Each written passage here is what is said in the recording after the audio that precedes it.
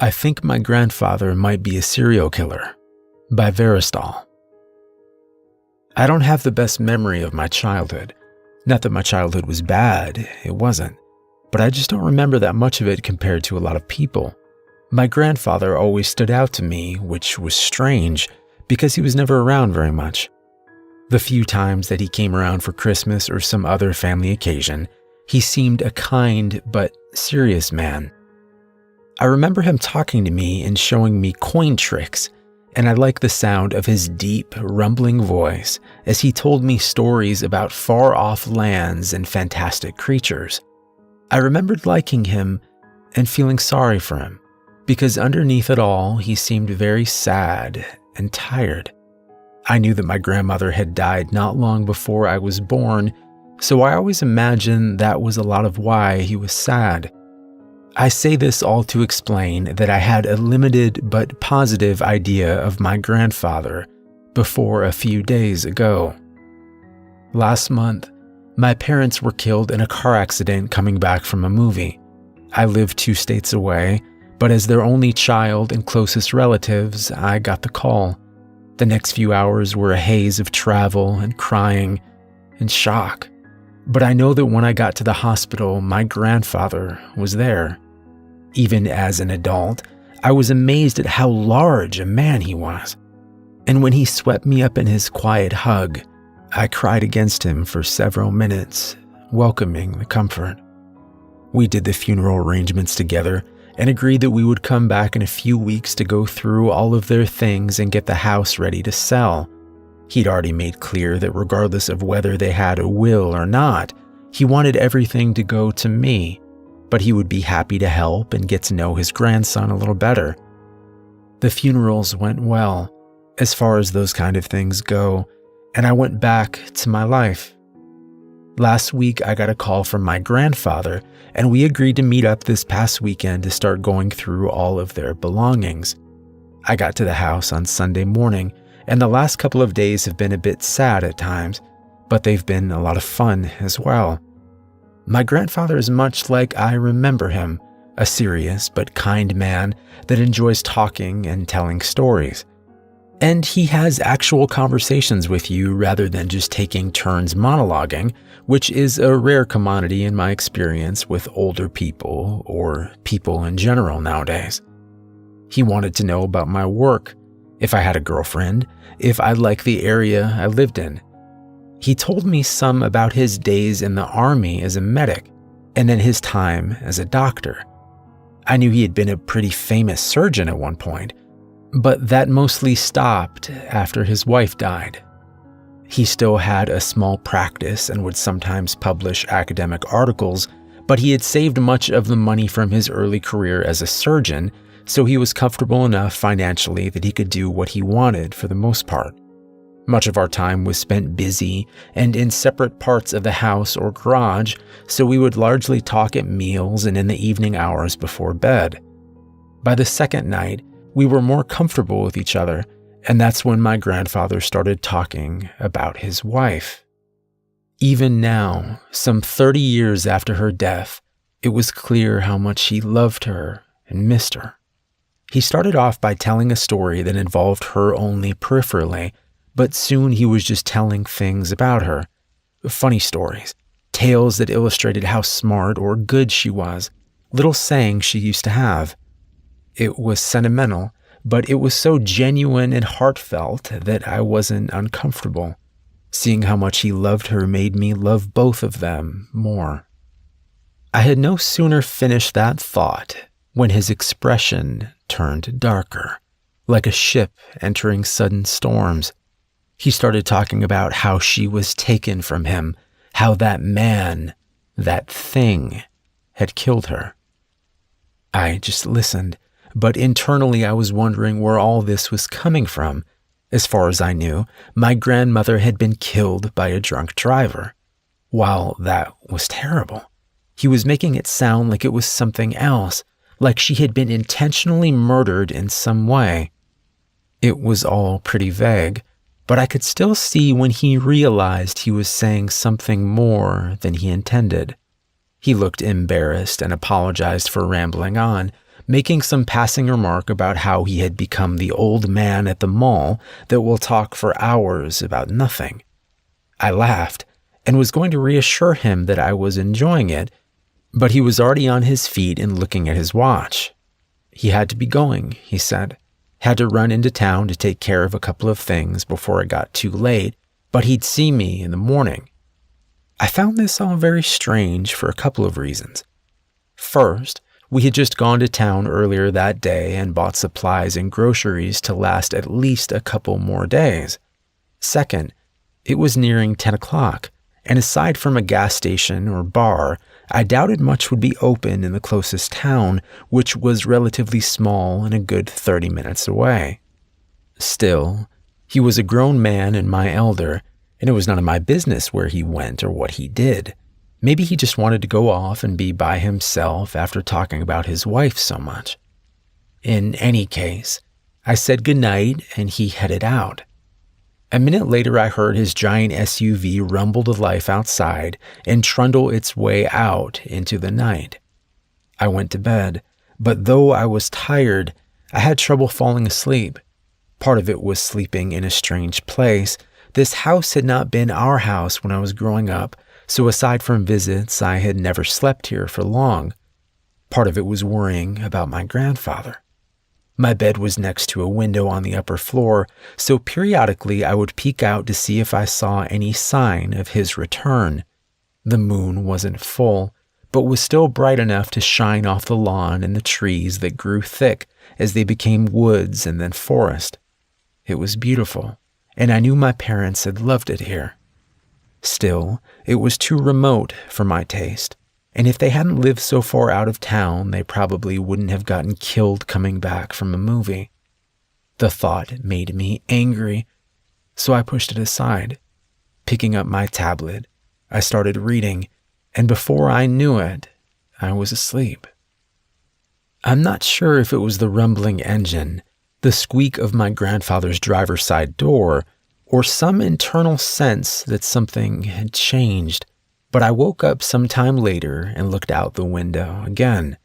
I saw my grandfather standing at the rear of his SUV, looking around for several seconds before opening the back hatch.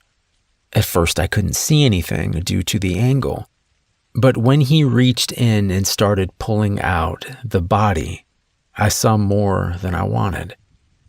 It was a woman, and as I watched, he pulled her out enough to pick her up in his arms and began carrying her into the trees. I know it was nighttime, and there was a distance of probably 50 yards, but I could see it all very clearly. And with her hanging arms and lolling head, it was also clear that the woman was either deeply unconscious or dead. I felt panic well up in my chest. I didn't know what to do. Should I call 911? What if I had been mistaken or he was trying to help her? Maybe she was drunk. But if he was trying to help her, wouldn't he either carry her to a hospital or at least brought her inside rather than carrying her into the woods? It was all so strange, and the longer he was gone out of sight, the less real it seemed. So I did nothing. I sat by the window, looking out for a number of minutes, and then just when I was about to give up, he came back into view, empty-handed and picking his way between the trees as he approached the car. He shut the back hatch on the SUV with a shake of his head, and then looked up, right at where I sat in the window.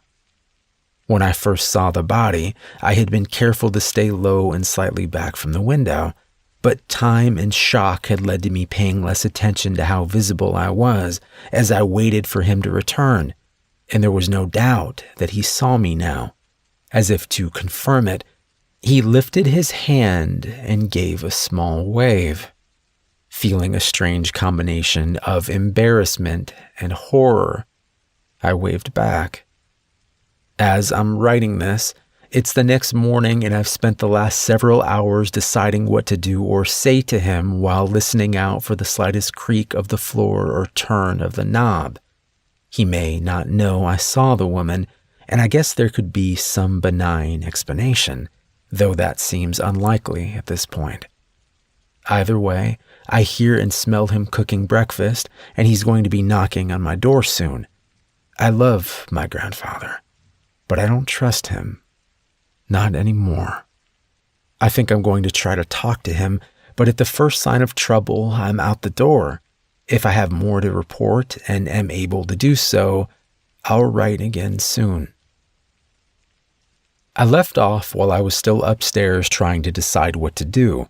I had considered just waiting for my grandfather to come up and get me for breakfast, but the idea of him in the doorway of the only exit from the room made me very nervous.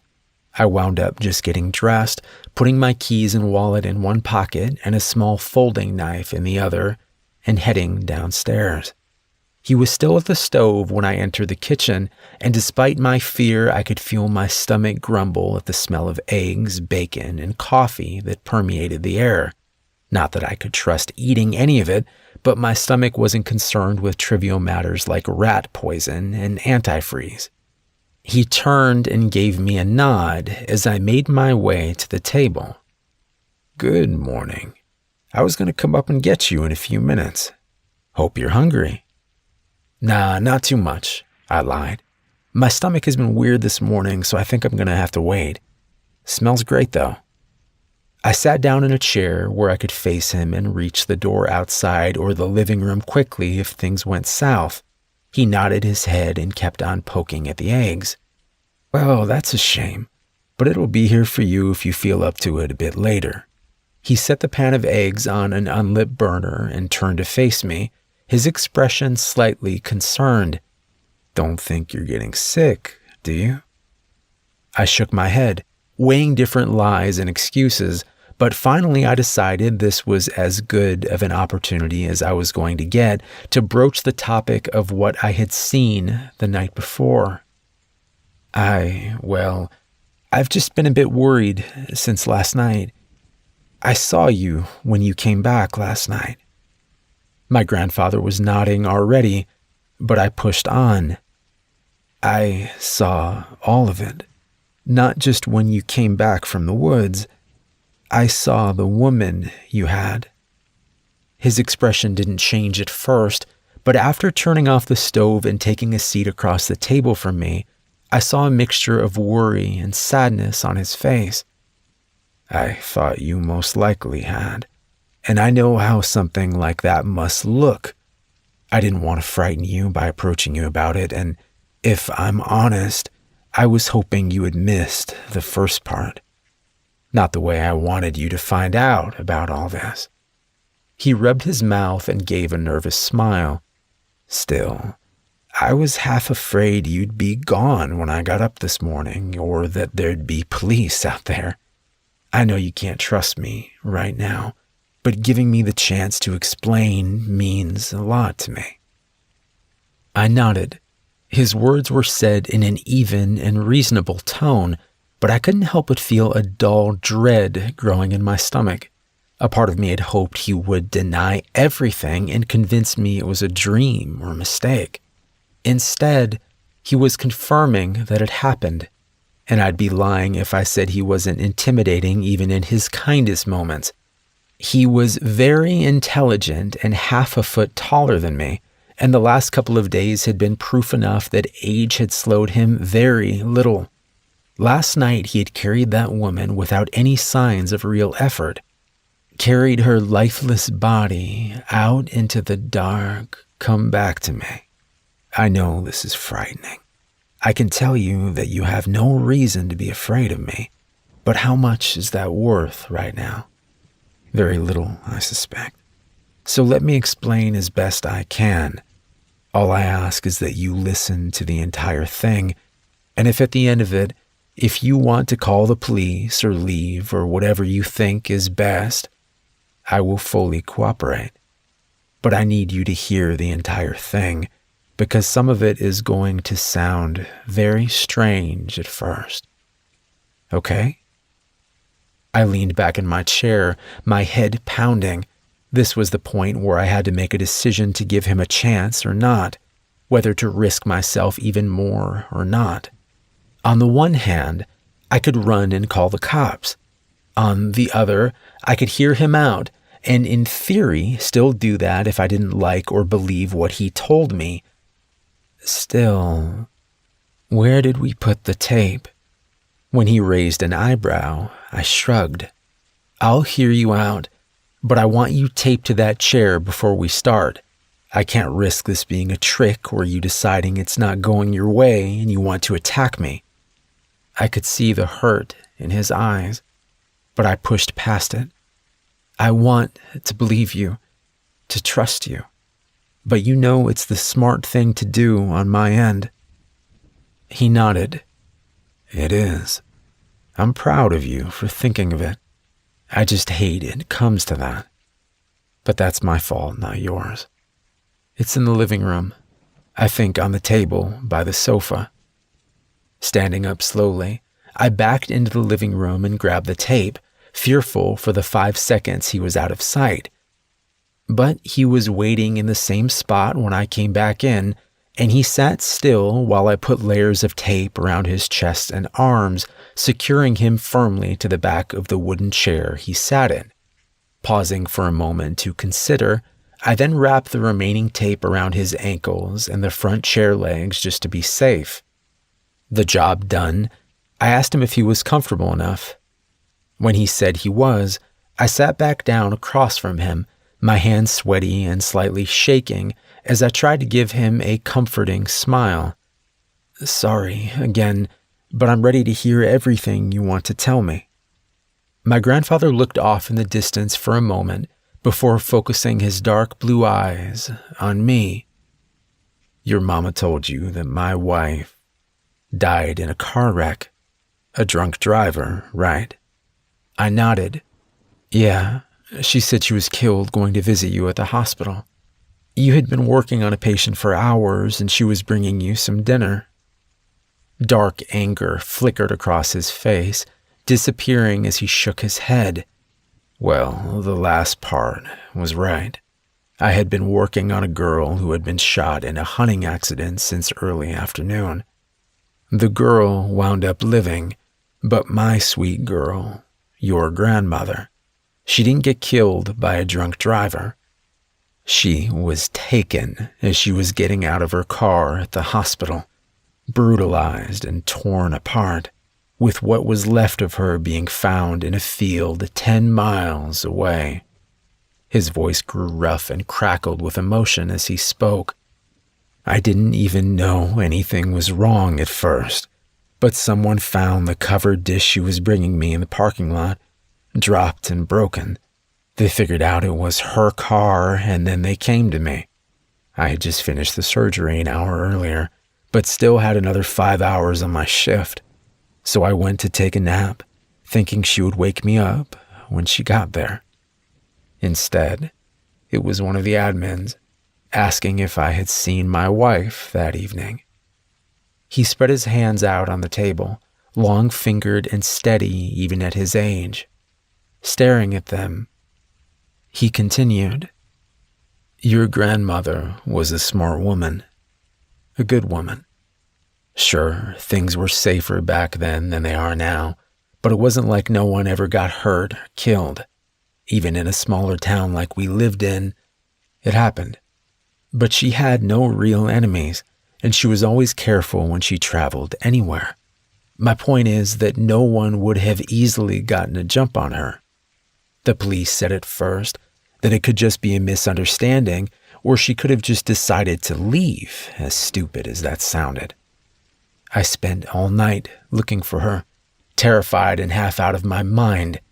By the next morning, the police were there with me. It was just before noon when they found her body in that field. I made the mistake of going to the scene. I had told myself that I was used to blood, to everything a body could show, and that I owed it to her to see how she died. It was beyond anything I imagined. One arm and the opposite leg had been torn completely off, and her torso had been stretched to such a degree that, well, it didn't look like a person at all. And that was actually better, because it made it seem unreal. But then I saw her long, light brown hair. I'd always loved her hair so much, and even attached to the shattered ruin of her face, I knew it anywhere. It was remarkably clean compared to the rest, as though someone or something had taken great care not to mess up or soil that pretty hair. That thought is what broke me, I think. I don't remember much for the few days that followed. I know I was at her funeral, but I couldn't tell you anything about it. When I finally resurfaced from whatever stupor I was in, I was sitting at home with my brother and his wife. They were trying to keep me company. We were watching TV, I think. I wanted to scream at them, to yell and make them understand that this was all pointless now, that my life was over, that everything was over. So why were they trying to prolong things? Instead, I just told them that I appreciated their help and attention, but that I knew they needed to be getting back home and I needed time to myself. They wasted little time in packing and heading out. I spent the next day or so weighing various methods of suicide. I really had no interest in living in a world without her. I believe in God, and I think suicide is a shame and likely a sin when done for such selfish reasons. But I was to a point that I didn't care. I didn't care if I went to hell for it. I felt like I deserved it for letting this happen to her. But this led me down the path of dwelling on what had happened to her and what had caused it. Who had caused it?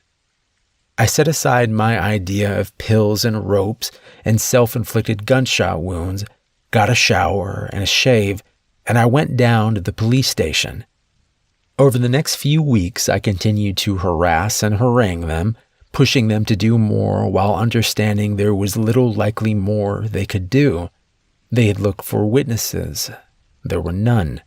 They had looked for evidence of how the attack was committed and had only come up with injuries caused by indeterminate blunt and serrated objects. There were no cameras at the hospital until 3 years later, and this was before the age of cell phones to track. After bullying them with a threatened lawsuit, I obtained copies of all their photos and reports. I pored through them but found little more of note.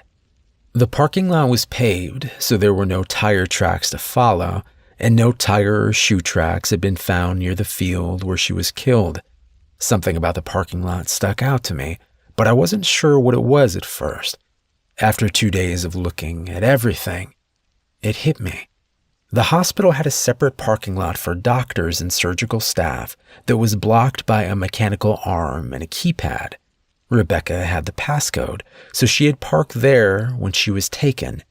The parking lot was on the far rear of the hospital, not visible from the road and without any hospital roads or paths that would make it a thoroughfare for a casual passerby. What were the odds that someone had just happened upon her as they went by, or decided to wait in a relatively small and quiet parking lot for hours until they had a chance to snatch someone? I decided it seemed unlikely. In retrospect, I know it was certainly possible I could have been wrong, but at the time I needed answers, and I decided focusing on someone who worked in the hospital and or had access to the parking lot like my wife was the best course of action.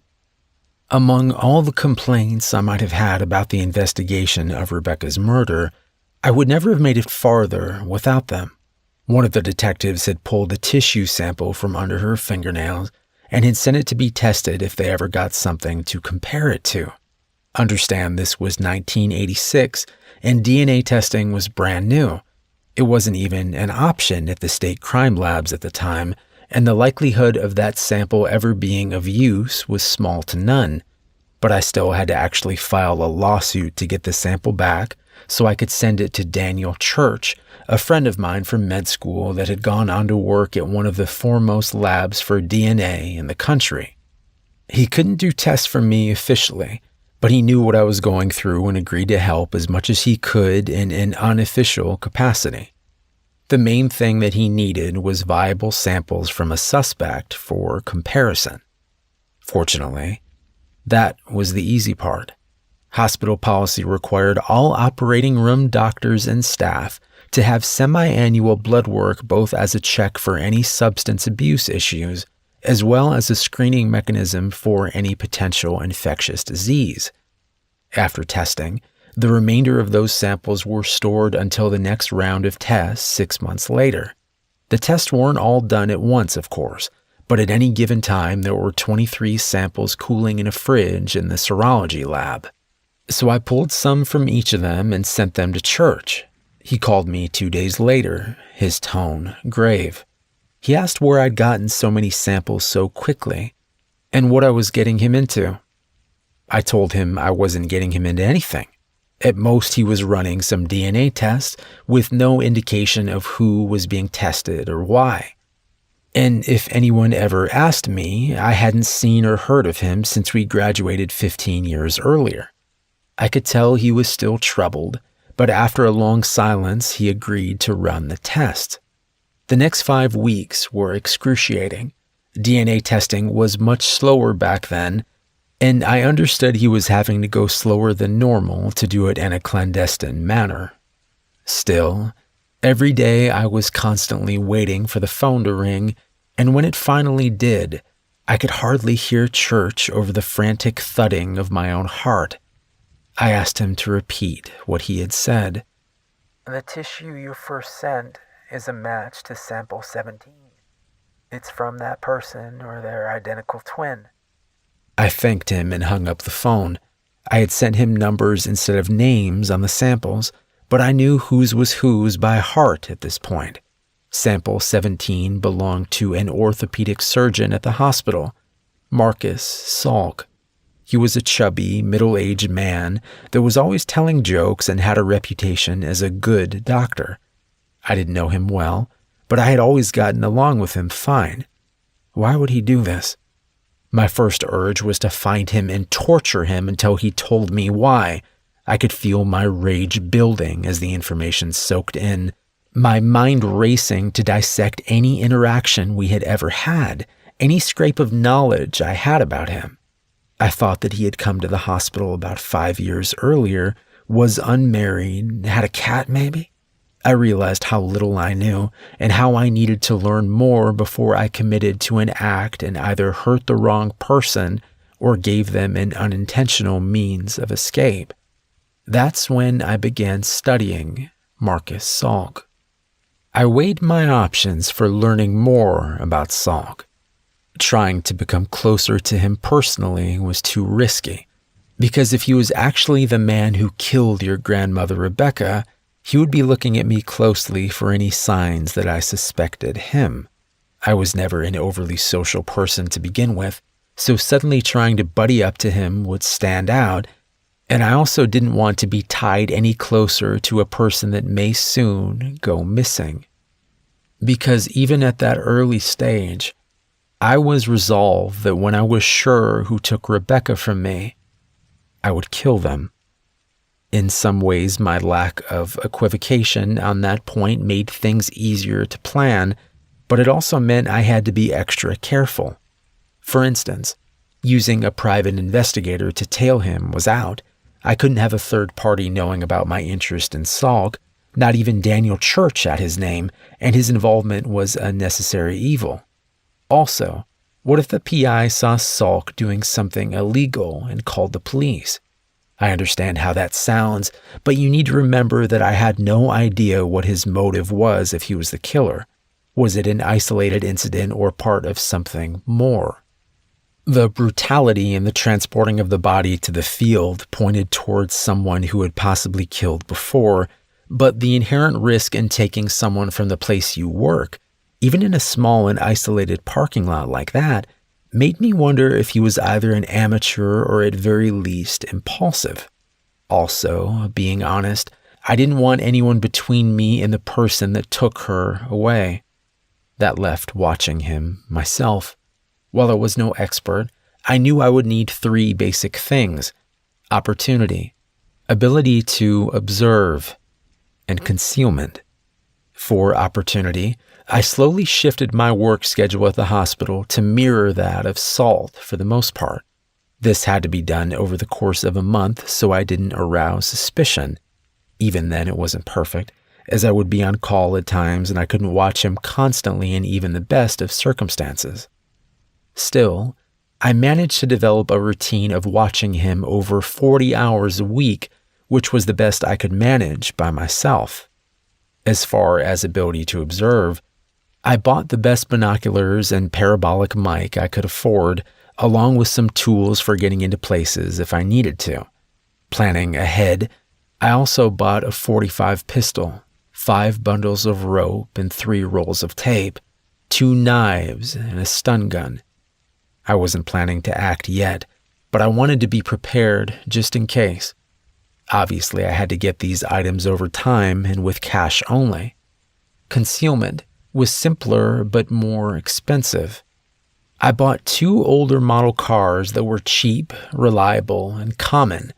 I had to look at the number of cars before I found 2 that had no distinctive damage, trim, or color combination that also weren't likely to break down on me.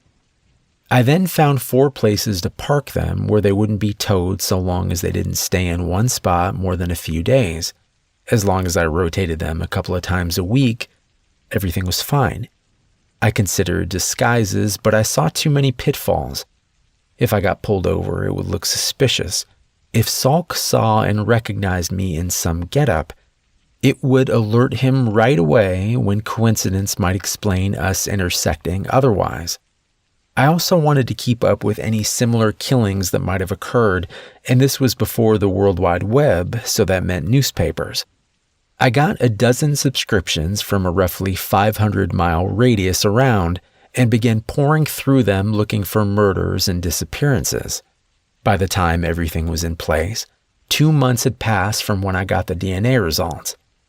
The first night I set up down the street from Salk's house, I felt a stir of excitement mixed with my constant sadness and rage.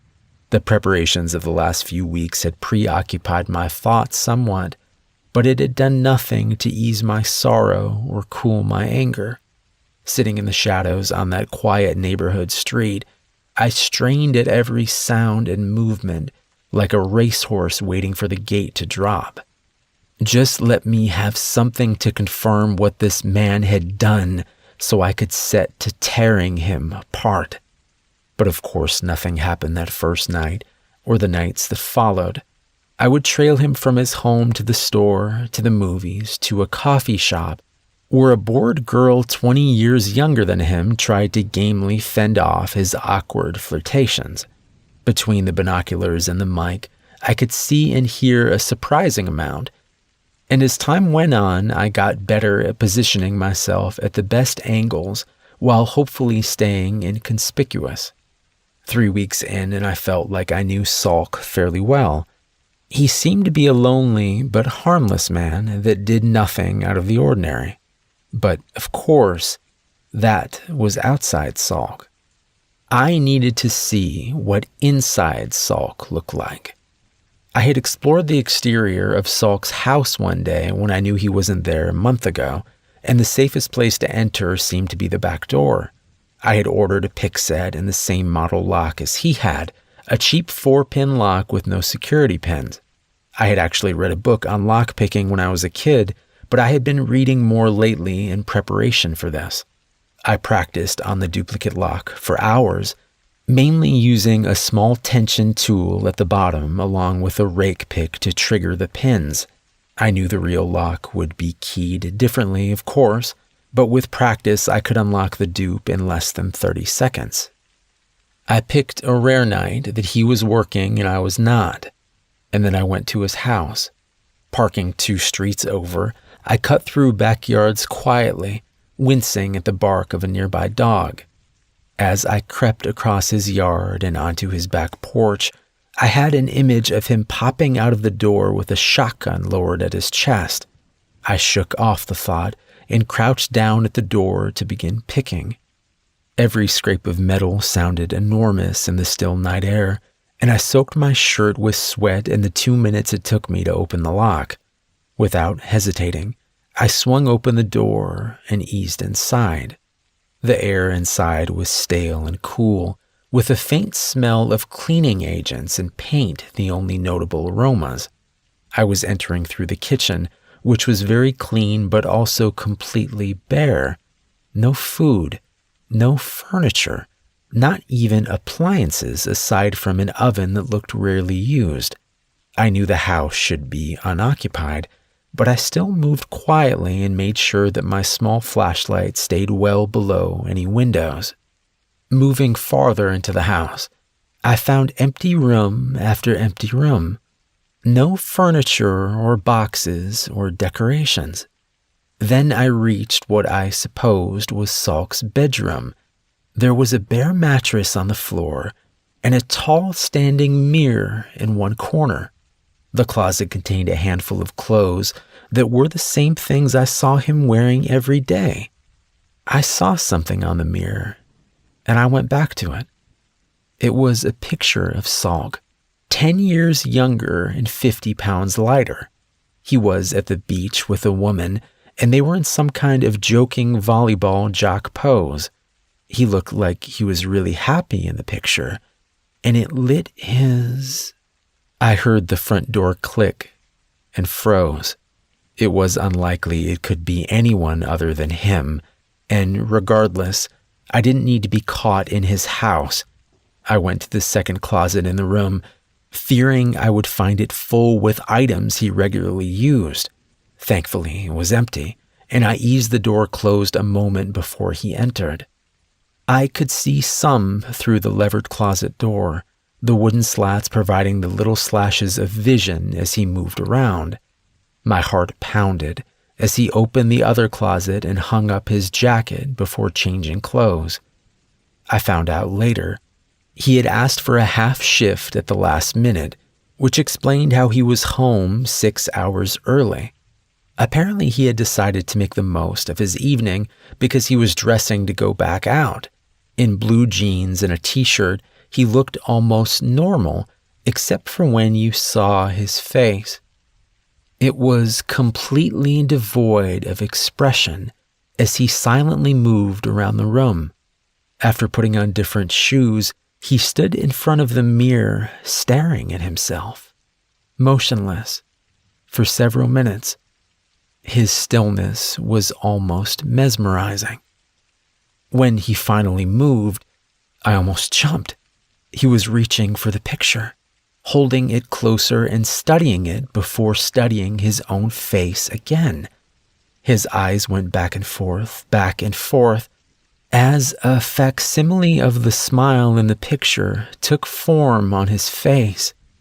Watching the expression slow birth across his lips was weirdly grotesque, but worse was the realization that came with it.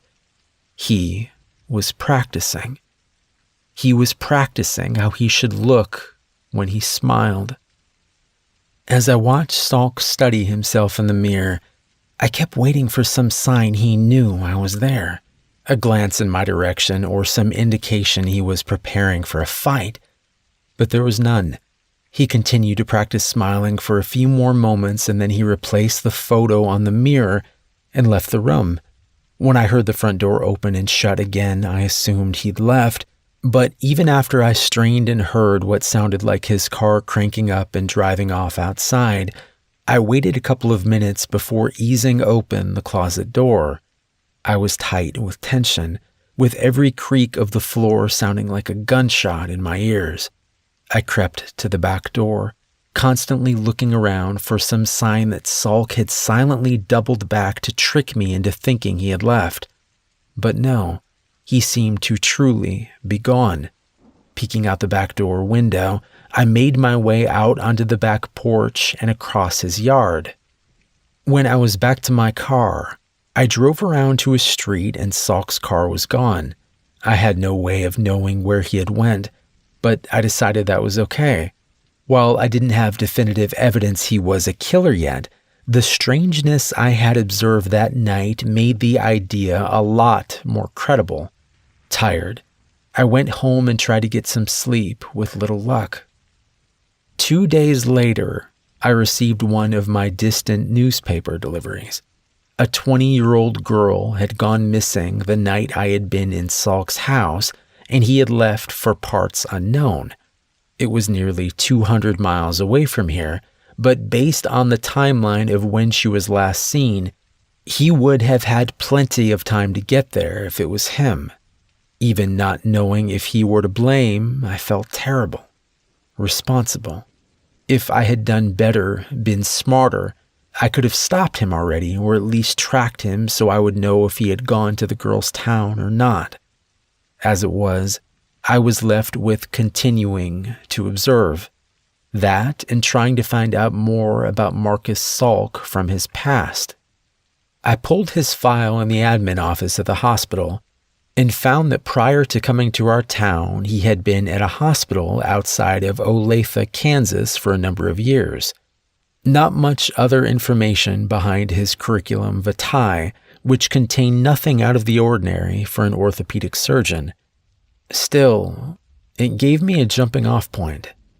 I called the hospital in Kansas and worked my way to someone in human resources, telling them that I was with a large medical practice in Seattle that was considering extending an offer to a former doctor there and was checking through his references as part of the potential hiring process. The woman on the phone was friendly from the start, but I could tell there was a brief hesitation and change of tone when I mentioned the person in question was Dr. Salk. Well, I can put you in touch with the chief of staff if you want. He was chief back when Marcus was here too, so he can talk more about what kind of doctor he was. But I shouldn't say anything. Her desire to gossip was almost palpable. I understand, and I'm not trying to put you in a bad spot, but I don't want to make the wrong choice on the guy either, so anything you could tell me would be off the record. But it'd be a big help if you could give me any insight you have into him. There was a moment of contemplative silence, and then she went on. Look, Marcus was a nice guy when he first came here, right? Joked around a lot, patients loved him. He had a sweet wife and he fit right in. Then him and his wife go on vacation to Europe one summer. This was 6 or 7 years ago now. And when they got back, he was different somehow. Different how? I asked, trying to keep the intense curiosity out of my voice. I was supposed to be a mildly interested businessman, not an obsessed stalker. I could almost hear her shrug over the phone. I don't know how to describe it. He was still nice and would joke some, but it seemed forced. He was off from how he had been before. Within a few months, him and his wife were divorced and he had moved away. I guess he's on the move again. Yeah, we'll see. You've given me a lot of food for thought. Hey, was his wife okay? I mean, did everything turn out okay for her? I could sense her hesitating again, and I was worried I may have pushed for more than she'd give. Luckily, the gossip in her won out as she let out a small sigh. Yeah, I guess so. Bless her heart. She still lives around here, so I see her from time to time. She doesn't look happy, though. I think Alicia really loved him, and whatever came between them, I think it hurt her a lot. I could feel the rage building in me again as she spoke. Yes, losing someone you love like that, it kind of destroys you. I thank you. Thank you for your help. You've given me a lot to go on. Don't you want to talk to the chief? I gave a small laugh I didn't feel.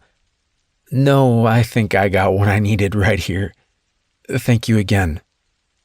When I hung up the phone, I sat with my head in my hands for some time. My thoughts were swimming in the blackness of my mind like pale, blind cavefish. I would catch glimpses of their pallid scales and hear the occasional ripple or splash as they stirred the water, but these ghost impressions left me with little in the way of a solid idea or plan. The things that felt most real to me were my pain and my anger, and it was getting harder to hold them in check.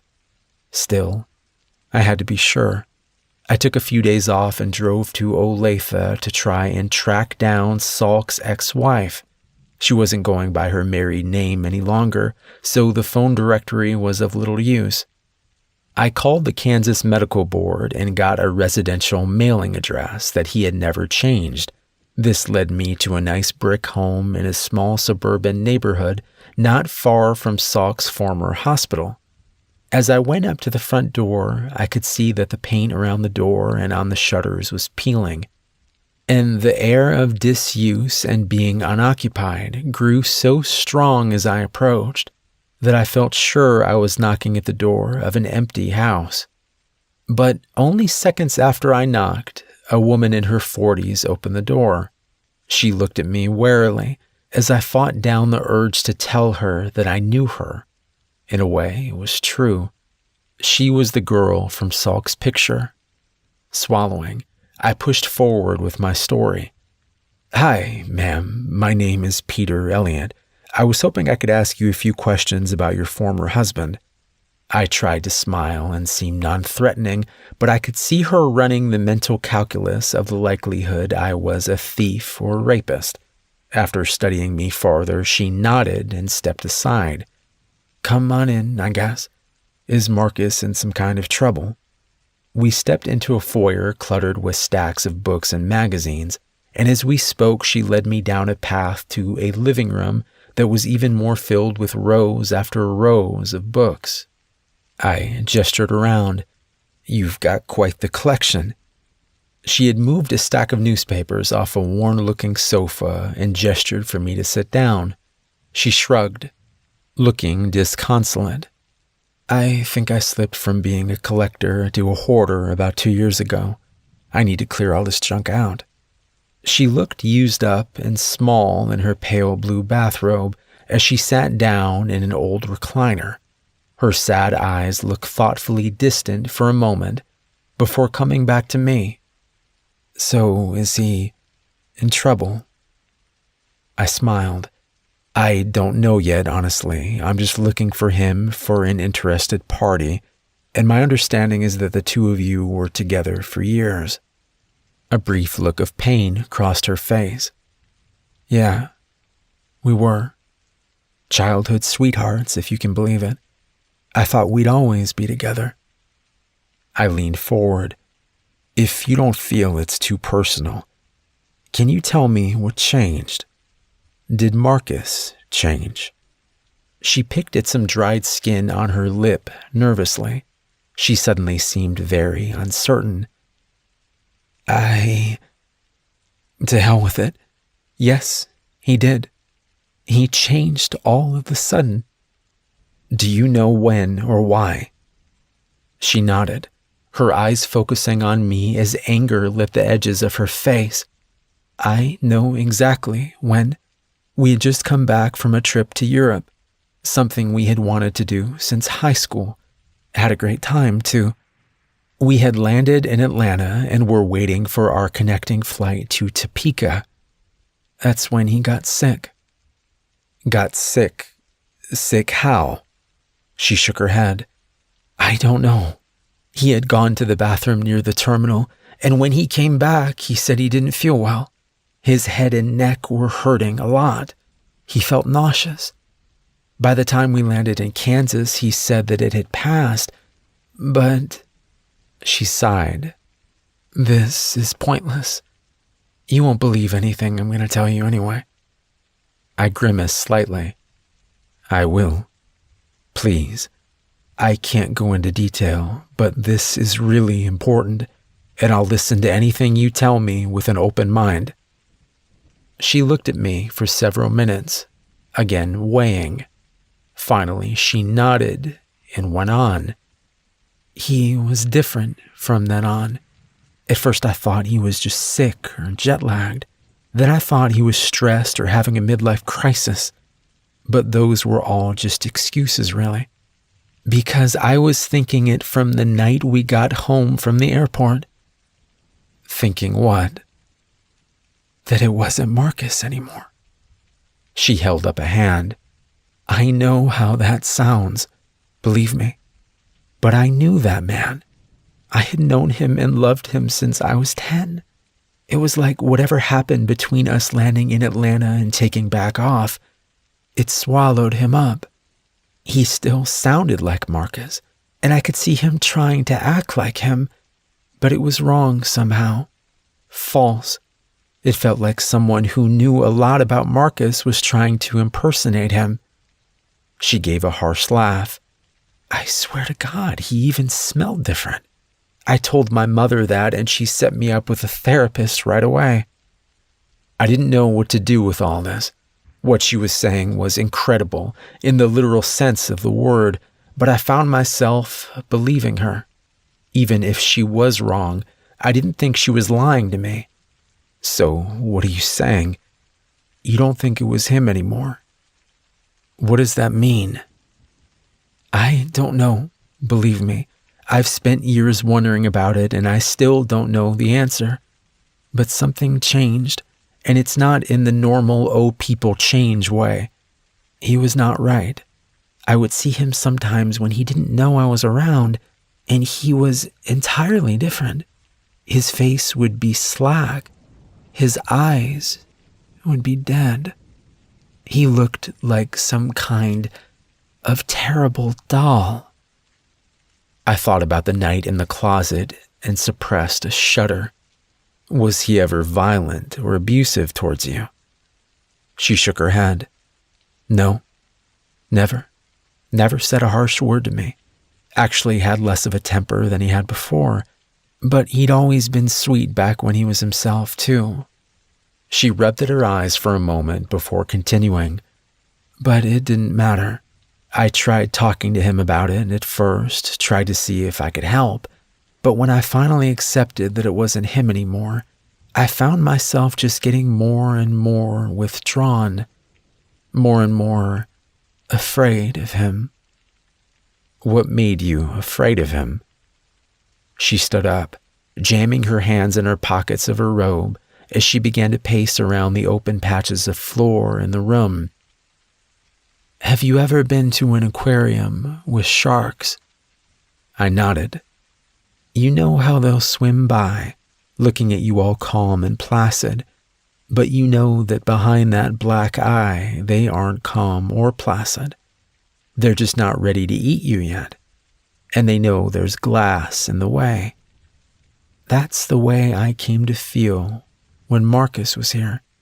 He would glide around me silently in the mornings and at night, his eyes seeing and not seeing me at the same time. And he was always calm, always grinning his fake shark grin. And maybe it was my imagination, but I felt like whatever hunger he had, it was growing, and the glass holding him back was getting thinner. I realized I had been holding my breath, and I let it out. So you divorced him. She gave a small, sad smile as she sat back down. Yes, it was very easy. I told him I wanted a divorce. He said that sounded just fine, and he moved out the same day. Aside from signing papers in a lawyer's office, I never saw him again. Okay, but why did you stay here? Stay in the same house? Weren't you worried he might come back? Her smile grew slightly. Well, that's the thing, isn't it? On the one hand, yes, I'm scared of seeing Marcus showing back up one day. But what if it was the real Marcus that came back? What if I had moved, changed my name, made sure he couldn't find me, and then it was the real Marcus, somehow back as randomly as he was taken away, and he came looking for me? What if he couldn't find me? Her voice grew thick at the end, and I reached out to grasp her shoulder. I didn't have any real words of comfort or wisdom for her, and being around her pain just reminded me of my own. Standing, I looked down at the girl that had once been Alicia Salk. It made me hate Marcus even more to see what he had done to her. I don't have any easy answers for you, Alicia. I don't think that Marcus, your Marcus, is coming back. I don't know if that helps or hurts you, but maybe it'll make it easier for you to move on."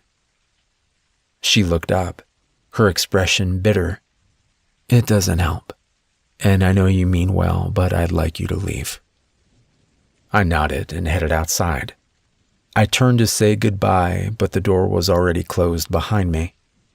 When I got back home the following morning, I found a follow-up article on the missing girl. She had been found behind a middle school a few miles away from where she was abducted, and she had been torn apart. Sound travels farther in cold weather. It's called refraction.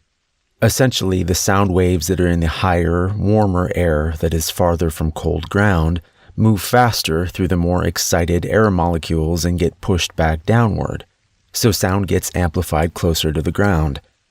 I knew that at the time, though I didn't learn the science behind it until later. That night, I was just wondering how far away the screams of the little boy were coming from. It had been 5 weeks since I'd returned from Olathe, and in that time I had found out little new beyond some information about the last girl who had been killed. A pretty blonde girl in her sophomore year of college. She had 2 parents and a brother that the newspapers bled for grief and drama for a couple of weeks before moving on to the next tragedy. But it wasn't over for them. It would never be over for any of us. It would have been an easy thing to add their imagined pain to my own and use it all as the justification I needed to end this now, to end him now. But for all my circumstantial evidence, I had nothing definitive. Even the DNA from your grandmother's nails, while compelling, didn't eliminate any other explanation. And given what I intended on doing to him, I needed to be sure. I had stayed busy in the intervening weeks, both in surveilling Salk and my work, as well as in more fully preparing for when I finally took him, if it came to that. I purchased, again, slowly and with great discretion, a variety of medical supplies and tools. I found an old moving truck from a defunct company that I got cheap with cash. The container body of that truck is where I set up Salk's room. I bolted a table to the floor and attached straps and chains to it. I attached lights to the interior corners of the container and added a row of shelves and a chair to one side. I even welded an IV stand to the wall so I could keep him fed with whatever cocktail of saline and drugs I needed to keep him alive. I planned on torturing him for a long time, and I didn't want him dying from shock or infection. I told myself I was going to do all these things to get information, to get answers to the hows and whys of what he had done, but that was only partially true. In my heart of hearts, I knew I was going to do it whether he gave me answers or not. I hated that part of myself, but if I was going to control it, I had to accept it. So I prepared the room Salk would slowly die in, while salving my conscience with the knowledge that I was being thorough and fair before I took him. Of course, that's not how things played out. One night, the night of the screams and so much more, I was watching Salk's house with the dull-eyed enthusiasm of a sentry who always guards the same post. I had been there for close to 8 hours and was close to packing it up to go get some rest when Salk suddenly came out of his house and got in his car. This was strange for him. It was nearly 8 in the evening, and he never left the house after 6 except for the time I had been in the closet, the night the girl was taken. Feeling my pulse pounding in my head, I waited until he was almost out of sight, and then I pulled out and began to follow him. We drove for well over an hour, and despite the darkness of the hour and the other cars on the road, I couldn't help but feel conspicuous. I hung back as much as I dared, but I couldn't risk losing him again. After going through town and traveling up the interstate over 80 miles, he got off at an exit full of rundown shopping centers and closed restaurants. At first, I thought he had a particular place he was headed, but he just turned into the first large parking lot and began cruising through it at a low speed, even circling around the backside of what looked to be a defunct electronics store and a couple of clothing outlets. After he had made a complete circuit, he moved on to the next one, and then the next. Once I understood what he was doing, it made it easier for me to hang back and observe. I would stay up near the street and park, waiting for him to finish looking for whatever or whoever he was looking for before easing back behind him and into the next lot. It was nearly 10 now, and many of the places were closed, but there were still enough cars around that I should have been hard to notice at such a distance. That distance was a mistake. We were in the 4th parking lot, and as I waited for him to come back around from driving the backside of the grocery store and smaller stores that made up this latest decaying shopping center, I realized I was taking too long. I put the car back in drive and eased around to the back, mimicking the direction he had gone. As I turned the corner, in the distance I saw him shoving a boy of around 10 into the car. I began to speed up, but he was fast and far away. By the time I reached where the boy had been taken, Sulk was already pulling out onto some back road that led away from the lot. I followed, abandoning any pretense of stealth now. I worried that me chasing him could cause him to hurt the boy sooner rather than later, but I had to take the chance. If Sulk got away, the boy was going to die. The road we were taking was small and winding, leading through a neighborhood and then farther away from buildings and lights.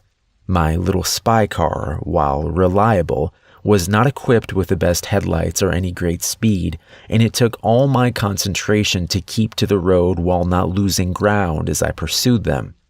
We were 10 miles out of town now.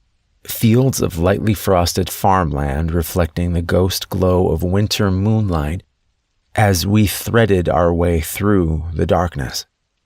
We passed a home that was brightly lit with twinkling colored lights and molded plastic reindeer, and it occurred to me that Christmas had been the week before and I hadn't noticed. Farmland began to give way to woods, and I noticed with rising panic that I was running low on gas. Enough to get back to town, to get the boy help, but just barely.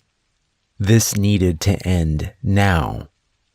I stomped the pedal as far down as it would go, and the car jumped forward with a protesting whine. I wasn't sure how long I could maintain this speed without wrecking or the engine blowing up, but I didn't need long. Gripping the wheel tightly, I readied myself as the nose of my car reached within a foot of Sulk's back bumper. At the next curve, I moved into the left lane long enough to gain half a length more, then swung the front fender of my car into his back tire. The effect was immediate. He began to spin out, but then so did I. I tried to regain control of the car, but it was too late. I jumped the shallow ditch on the right side of the road, and then everything went dark. When I woke up, my car was somehow still running, its hood crumpled from going head-on into a medium-sized maple tree. Judging by the car clock, only a few minutes had passed, but that was more than enough time for Sulk to get away. I tried to look out my window, but it was fogged up beyond any visibility, so I just opened the door and slowly got out. My head was swimmy, and I had a small gash where I'd hit my head on the steering wheel, but otherwise I seemed okay. Steadying myself against the car, I looked around and saw Sulk's car wrecked in the far deeper left ditch 50 feet down the road. The front doors to the car were open, and there was no sign of anyone. I started making my way up the road to the car, and it didn't take long before I saw the drag marks leading away into the woods. I patted my pockets. I had my gun and a folding knife on me, and that would have to do. Following the path wasn't hard at first, with the moonlight throwing the thick ravines of ice, snow, and dirt into sharp relief. As I got deeper into the woods, however, the shadows and undergrowth began to slow my progress. That's when the boy began screaming. I picked up my pace again, moving at a loping, unsteady run as I tried to gauge direction through a combination of sight and sound. The boys' cries were becoming louder, but they were also becoming more shrill and frantic as they moved from fear into terror. I pushed through a last thick stand of pines, and then I saw why the boy was screaming. This is where I have to ask for your patience more than anything that's come before. I understand I'm giving you a great deal of detail to explain everything fully, but despite the strangeness of much of it, I don't know that anything so far has fallen entirely outside of what you understand as possible. This next part, I will do my best to describe it, but you need to understand that I will fail to really do it justice, and it will sound unbelievable. Just try to bear with me as best you can. I pushed through those trees and stumbled into a small clearing, the cold white moonlight shining down like a spotlight over the scene. The boy, he looked closer to 8 now that I was closer, was down on his back and trying to scramble away from the thing towering over him. Sulk was nowhere to be seen. As for the thing itself, it stood on 2 legs and was half again as big as a man. From behind, I could see its legs were digitigrade, like the legs of a dog or cat, though they reminded me more of rat legs. It had no tail, I could see, but just relatively small hips that swiftly expanded into a large, muscular torso. The back of the torso was largely covered with matted gray hair, though it became patchy and seemed to transition into some kind of black chitin as it moved towards the head. I took all this in quickly and while still moving forward slowly. Then it turned to face me. Its head was a strange mix of reptile and insect, reminding me of a cross between a large beetle and a snake. A hard black shell hooded a long face set with burning yellow eyes and a mouth full of long, curved teeth. The strangest thing about it was its arms. They were different from each other. One was heavy and thick, made out of that same black material and shaped like some kind of savage club that tapered to a spiky lump at the end. The other was a slender, furry hand with fingers that were long and almost graceful looking, each tip punctuated by a hooked claw. As it regarded me, I involuntarily took a step back. My mind was having trouble reconciling what it was seeing. How was I supposed to deal with something like this? Still, I had to try. I fumbled and pulled the gun from my coat pocket, leveled it at the creature, and fired. I saw the round strike just before hearing the wet thudding sound it made. The creature seemed unfazed. I fired again and again.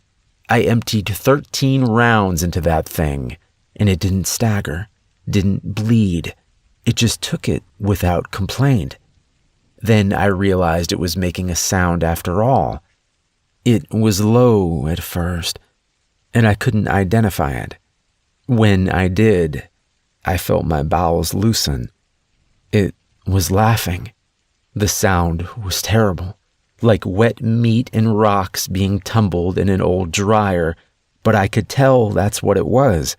Whatever this thing was, it was laughing at me. I looked back to the child who had been transfixed by all of this, and I yelled for him to run. I still don't know if that is what killed him, and I try to tell myself he was going to die regardless, but as I yelled, the creature turned back to him and brought its massive club arm down on his stomach. The boy, well, he burst open. The arm was brought down a second and a third time, but he was well dead before then. The force from the blow shattering his bones and sending jets of blood and ruined flesh shooting off in streams from the point of impact. The thing turned back to me, still laughing its awful laugh, and I swear I could see that mouth of knives smiling at me. So I ran. My mind was half gone at this point, and I can't say that I was even headed back towards the road. Over the sound of blood in my ears, I could hear the terrible thudding crash of the monster pursuing me. I tried to go faster, but my vision was beginning to swim and I found myself struggling to keep my feet. I felt more than heard its hot, ragged breath on my back, and I was turning to try to fight it off, but suddenly I was flying through the air. Pain flared through my neck and shoulders as I struck something hard, and then I was out again. When I came to, I was in a room of some kind. It looked like a basement, with cinder block walls and the musty air of disuse. The room was fairly large, stretching out into a darkness that was not illuminated by the single pool of light the overhead bulb afforded. I was tied in a chair, ropes at my wrists and ankles, bungee cord around my chest. I tried to rock the chair, but it was either very heavy or secured somehow, because it didn't budge. Next, I tried to listen for any sign of noise, any clue as to where I was or who might be around. Nothing. Finally, I went back to studying my surroundings, peering into the dark for any farther information I could find. That's when I saw his eyes. Salk's eyes were reflecting the light from the overhead bulb, and as I stared into the blackness, I could slowly make out his still form. He said nothing, but after another few seconds of studying me, he stepped forward into the light, his eyes still fixed upon me. He was smiling, and it looked very genuine. "The reason you're alive, in case you were wondering, is I need to know what you know and who you've told." Salk's voice had lost any forced jocularity that I was used to hearing the times we intersected at the hospital. He stood in front of me, hands on his waist and the unpleasant smile still on his lips, as though he was getting ready to punish an unruly child and savored the idea. "I understand you can lie, and I understand that torture is not foolproof, but I have to try, don't I?" I looked up at him, fear and rage warring in my heart. "I know you're a murderer. I know you killed Rebecca." Salk gave me a fake wince as I said her name. Yeah, that was not my best choice. I knew that taking someone from where I worked was risky, but I needed someone, and she was just there, like a gift. It was easy at the time, but hindsight is a bitch. If I had known you were going to be a super sleuth, I would have tried to hold off. He smiled again, and I was reminded of Alicia comparing him to a shark. It was apt. But let's move past that. What do you really know? I felt my jaw clenching as anger won out. Go to hell. I've told you the only thing that's important. The expression fell off Salk's face like rotten meat off a bone. Dead-eyed and silent, he bent down and began pulling off my right shoe. I tried to struggle briefly, but I didn't budge. I needed to save my energy for when I could make it count. My left wrist seemed to be slightly looser. Salk reached back into the pool of darkness surrounding us, and I heard the sound of metal being dragged across concrete a moment before the hammer came into view. He brought the hammer up to my face for a moment, but he didn't ask another question. Instead, he brought the head of the hammer down on my right pinky toe with enough force to burst the flesh and pulverize the bone. I know I screamed, but I don't remember it. I was too concerned with the bomb going off in my head as the pain reached my brain. I felt myself slip towards blackness and then back out again. My head was spinning as I gasped for breath, and I realized I was flailing involuntarily, as though my body had decided it was time to escape regardless of any plan I might have. With great effort, I slowed my breathing and movement. It was hard to think about anything but the pain, but I had to try and hold on. I couldn't see my foot, but I could tell from the force in the spray of blood that had shot across the floor into the dark that the toe was crushed, if not torn off completely. That meant I would be slower if I had to run, but it might possibly make my foot easier to slip free if I didn't black out. Of course, that was always assuming he ever left me alone long enough for me to try before he had broken me too badly for it to matter. Sulk was snapping his fingers in front of my face, his expression still blank, but his voice cold and angry. Pay attention. This is your next chance. What else do you know? I knew I needed to cooperate at least partially to minimize any danger and slow things down. Through clenched teeth, I muttered, I know you give things to that monster to kill, or you are a monster. I don't see how you could be, but who knows? That's what else I know. He nodded. So you don't know much, it sounds like. If you're telling the truth, which you probably aren't, but still a good start. He suddenly slammed the hammer down again on my foot a bit farther in. My world exploded into red and black, and this time I heard myself screaming for a moment before I blacked out. When I came to, Sulk was just standing there, arms by his side, bloody hammer in his left hand. His eyes rolled towards me when I opened mine, but he didn't move yet, just stood there, statue-like, watching me for a while as I tried to get my thoughts together. When he spoke, his voice was still flat, but sounded lighter, as though he was happier than he had been before. Glad to see you're back. You're down 3 toes now, I'm afraid. In my expert opinion, they're beyond saving. His gaze flicked down to my feet for a moment. 2 of them are pretty much not there anymore, if I'm honest, but hopefully this is making my point. This is how much I hurt you when you cooperate.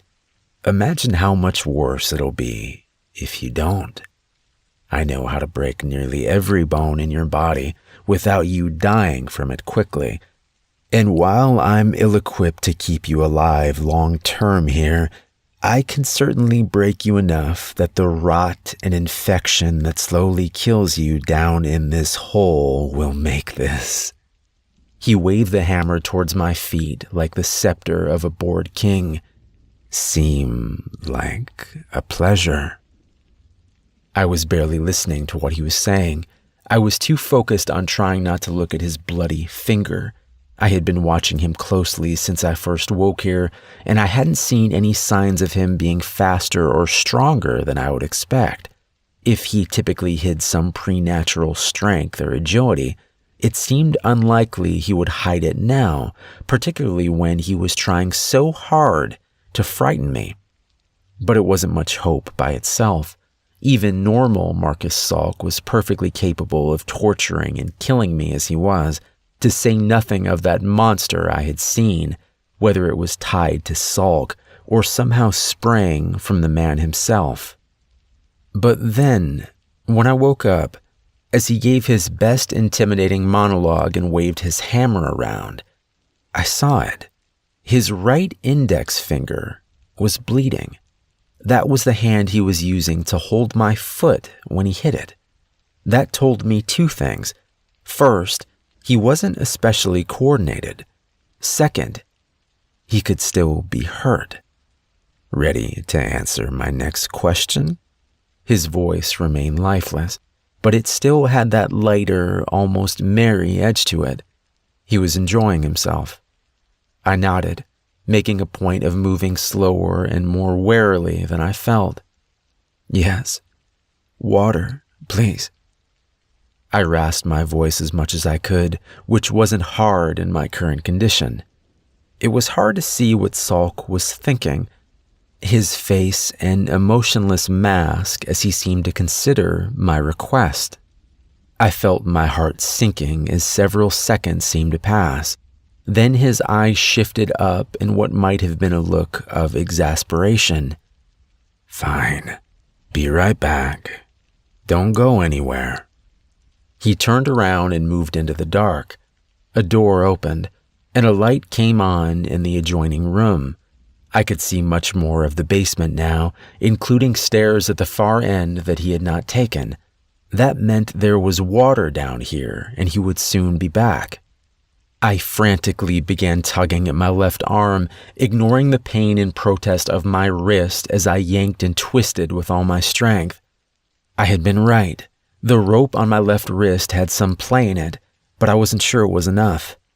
I started sawing the rope back and forth across my wrist quickly instead, and within a few seconds I saw blood beginning to well around the rope. At the same time, I was aware of the light turning back off in the adjacent room as Salk returned. After a frantic motion to smear the blood more thoroughly on the rope, I gave a last pull to free my wrist. I felt something pop in it, but the blood had provided enough lubrication that it slipped free just as Salk stepped back into the light. Good. Just in time. "Seriously?" His voice was still too strangely flat to convey sarcasm well, but he punctuated it by throwing the glass of water he had brought in my face. He sat the glass itself down on the floor and then bent forward, gripping my left arm roughly with his left hand as he began undoing the rope around the chair arm with his right. This is what I was waiting for. I knew he favored his left hand, and that he would favor it more with his right one injured. He could have come at me from the side and been totally safe, but he was arrogant, and he thought I was secure, harmless, and the stupid bastard had tied my chest with a bungee cord. An adult human male can bite down with over 200 pounds of pressure. Given the proper placement and force, it's more than enough to rip out the left internal and external carotid arteries in one bite. I had thought of the best angle if I got the chance, but I couldn't waste time trying to be perfect. In one movement, I leaned forward and down and then shot my face up into his neck, my mouth as wide as I could make it. Distracted with my arm and the rope, he couldn't react in time. I clamped down, grinding my teeth together as I felt skin, muscle, and then tendons give way. I shook my head as I pulled him towards me, and I felt the arteries begin to shred as new volumes of blood sprayed down my throat and out into the room around my lips. I still didn't let go, but I realized that Salk had been squealing, not really struggling or fighting back, just squealing like a dying animal. I didn't even hear it until it started to fade away.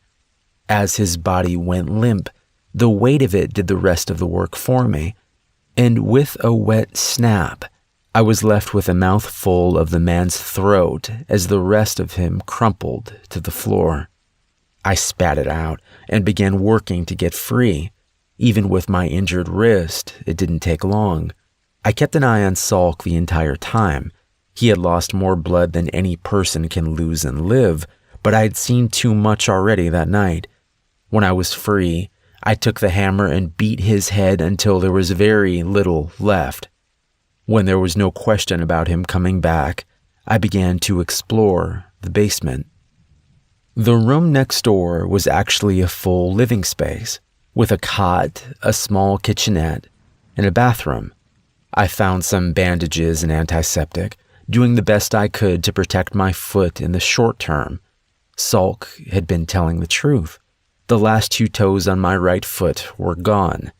After I was done with first aid, I began looking for any information that Salk could have left behind, any clues about what was actually going on, what that creature was, but there was nothing that I could find.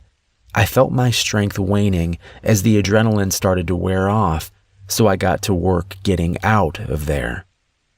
I quickly pilfered his pockets and found his keys as well as my own. Moving up the basement stairs, I found the door at the top was locked, but after a tense moment, I found the key on Salk's keyring. I tried to move quietly as I went upstairs, images of that terrible creature in the woods filling my head as I hobbled along. I was in a small ranch house, and when I opened the exterior door, I saw my battered little spy car outside. Apparently, Salk had been forced to take it when his was wrecked, and by some miracle it had actually made it this far. I hoped it could make it a bit farther. Standing in the doorway looking out, I saw I was out in the middle of nowhere. There was a dirt road leading away into the distance, but no sign of other lights from houses or cars. I could tell that the sky was starting to lighten as dawn approached, but it was of little comfort at this moment. Aside from the terrible pain, I also felt exposed in this strange place where anything could be lurking about. I quickly went back inside to spread around the contents of a gas can I had found in the basement, making sure to saturate anywhere I had traveled in Salk's body as I went. Going back outside, I tried my car and it cranked up with a groaning whine. So far, so good. I had actually forgotten to find something to light the gasoline in my addled state, but the cigarette lighter from the car and a scrounged up piece of paper from my floorboard did the trick, and in a few minutes I was driving away. Having no clue where I was, I saw the tracks on the dirt road seemed to show Salk had come from the right, so that's the direction I headed back in. Driving was awkward, as the car had no cruise control and I couldn't use my right foot to accelerate. Thankfully, it was an automatic, and while it wasn't comfortable, that inconvenience was the least of my worries. More troublesome was my consciousness, which was dipping in and out as I drove. Gritting my teeth, I bumped my right foot against the interior of the car lightly, the surge of pain making me groan but bringing me back for the moment. I had a panic thought and looked down at the gas gauge, remembering how low I had been before the wreck. Apparently, Salk had to stop and get gas to get me all the way out here, because now there was over half a tank. I had the unironic thought that it was a lucky break, and then I started crying. Not just a little, but blinding, body-racking sobs to the point that I had to pull over.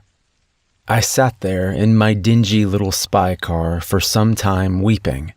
Part of it was the physical and emotional toll of the last few hours, but most of it was because it was over. Salk was finally dead. And that night, as I sat tied to his chair and said that him killing Rebecca was the only thing that was important, I had meant it. The monster, the mystery, none of that mattered. He had taken my life from me, my sweet, wonderful baby, and now I had ended him. But while that was a relief in one way, it terrified me in another. For months I had been preoccupied with studying Salk, with preparing my revenge. Now that it was done, I found myself standing at the edge of my black despair, the ground weakening under my feet as the new reality set in. I had nothing left to do, nothing left to live for. Salk had taken my gun and knife, but there was still a box cutter in the glove compartment. I took it out and held it for a while, testing its feel in my palm and the accompanying idea in my mind. It was tempting, but I kept thinking of what Rebecca would want me to do, and of that terrified little boy in the moments before he died. I wasn't done. I couldn't even say whether or not killing Salk had killed the monster, or if it was still out there, and I hadn't come this far to quit on any of it, myself included. I cranked back up and drove on, hitting pavement and in a small town with a hospital nearly 3 hours from home. Hold up, I said, cutting my grandfather off mid-sentence. Just stop. He frowned and nodded. We had been sitting here for over 2 hours, and as the old man talked, I had felt my anxiety grow into a kind of strange, angry fear. I stood up and began pacing to try to rid myself of some of the nervous energy I had been accumulating. So, to summarize, you killed this guy Salk, who killed your wife, and he either was this terrible beetle rat monster thing, or he was working with him, Is that the short version? I realized I was yelling, but I didn't care. My grandfather opened his mouth to respond, but I talked over him. Okay, aside from the fact of how batshit crazy that is, let's just go with it for now. Let's even say that you did kill this Salt guy, who clearly couldn't be a monster because they don't exist, but that you were justified because he really did kill Grandma. I paused to take a breath, and seeing the abject sadness on his face, I forced a calmer tone. How does any of that explain what I saw last night? What you did to that woman? I was getting to it. There's a lot you still don't understand. I shook my head. No, what you're saying doesn't make sense. I get that you've been through a lot, I do, and maybe you can't see how crazy some of this stuff is. But if you really believe all this stuff, you need help. But I can't know what kind of help you need until I know what you've done. I tried to prepare myself for the question I had been dreading asking all morning. Grandpa, did you kill that woman? He met my gaze solemnly, looking older in that moment than I had ever seen him. I did. But again, there's more to it. I raised my hand. Sure, aside from Sulk and that woman, have you killed other people? He nodded, not even trying to explain farther at that point. How many? His eyes didn't leave mine. That woman makes 87. I felt my knees going as I stumbled back against the kitchen counter. What? How? Why? He looked dejected. I've been trying to tell you why. It's not an easy or quick thing to explain. I dug into my pocket as he was talking. Yeah, I guess not. Pulling my phone out, I tapped out 911 and hit call. After a moment of silence, I heard it ring, and then a woman's voice was on the line. 911, what's your emergency? My throat was suddenly dry as a bone.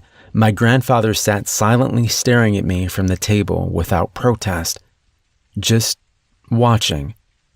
I finally managed to croak out, I think there's been a murder out here. I think my grandfather killed someone. The 911 operator wanted me to stay on the line, but I told her I needed to go, that I would be looking out for the patrol cars. Hanging up my phone, I stuffed it back into my pocket and looked again at my grandfather, who still sat silently staring at me. Okay, this is your last chance, for real. They're on their way. You need to tell me what's going on right now before they get here. We can still fix this, or at least help it.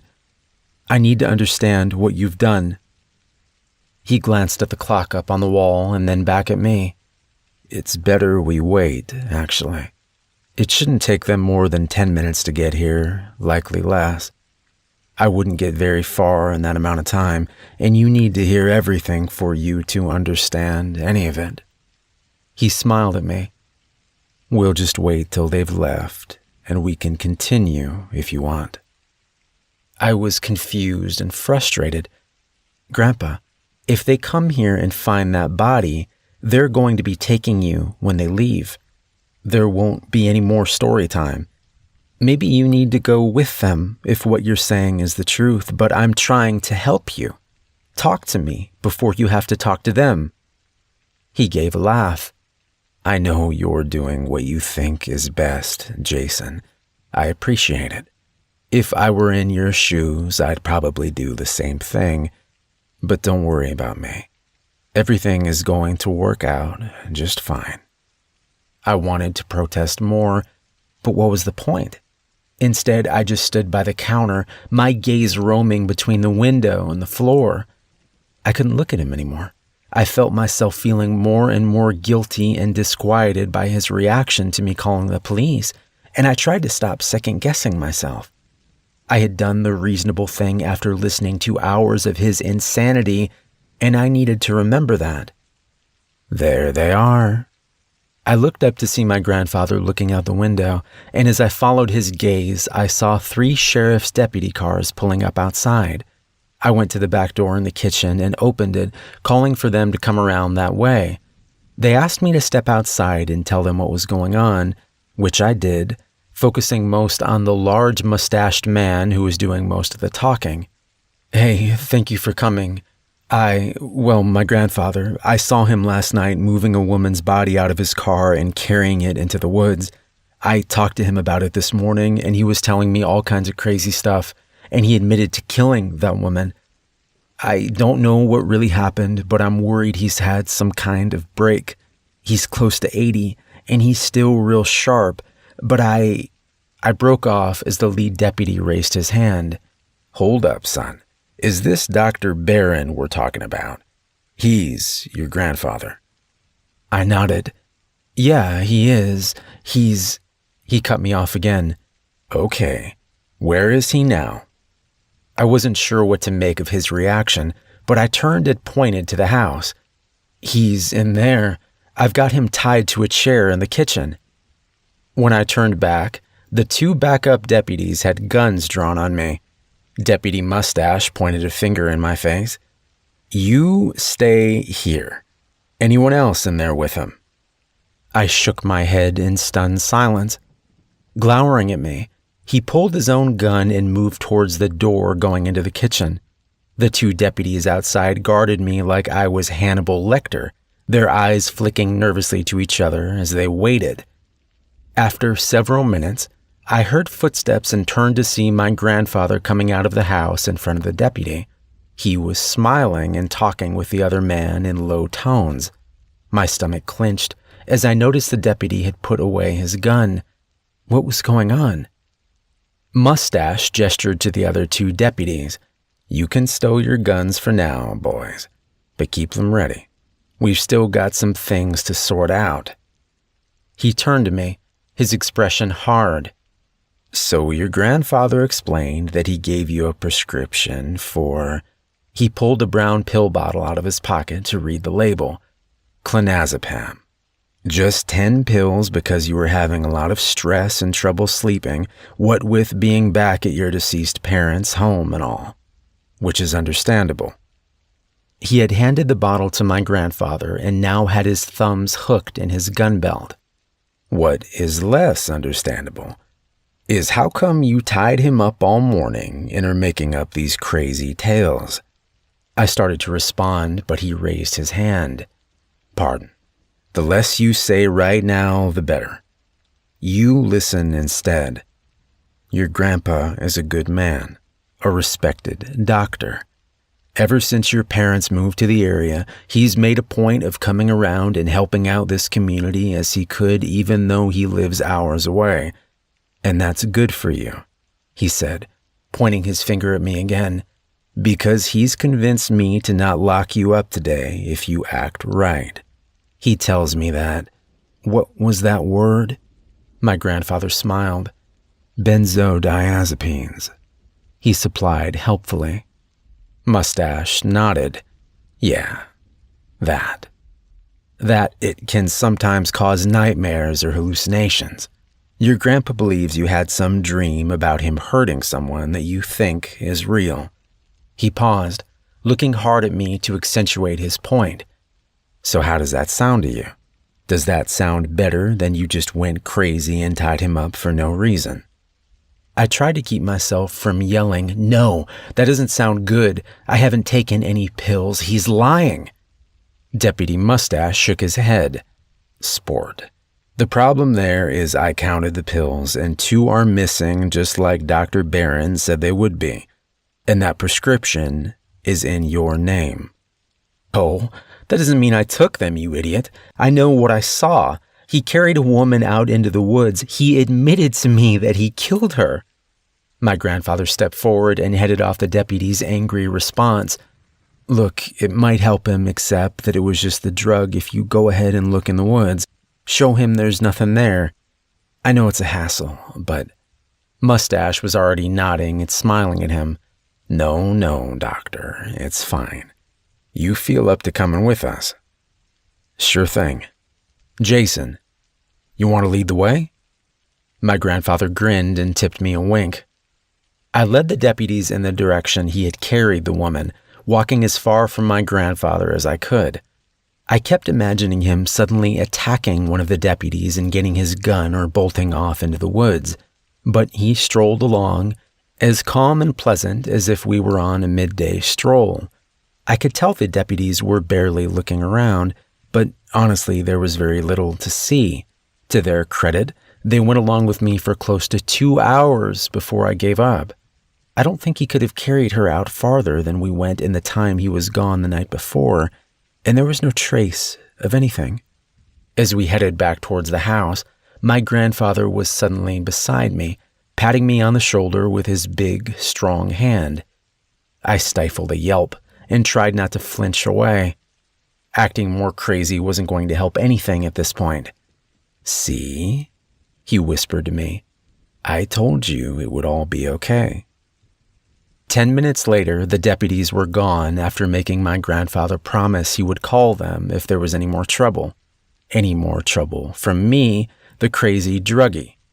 As soon as they were out of sight, I turned on him. "How did you do that with the pills?" He looked a little sheepish, his hands in his trouser pockets as he shrugged. "It wasn't hard. I came up the day before you did. When I went into town, I ran across that woman at a gas station. From that encounter, I knew I would be hunting while I was here, so I went ahead and called in the prescription for you on the night voicemail of the pharmacy, so it wouldn't be filled until the day you arrived. When we went by the grocery store, I picked up the prescription and kept it tucked away in case I needed it. After last night, I moved it to a kitchen drawer so it'd be ready." "What? Ready for what? Why did you get the pills in the first place?" Now he looked slightly disappointed. "Well, for this. What we just did." He gestured around to where the deputies had been moments before.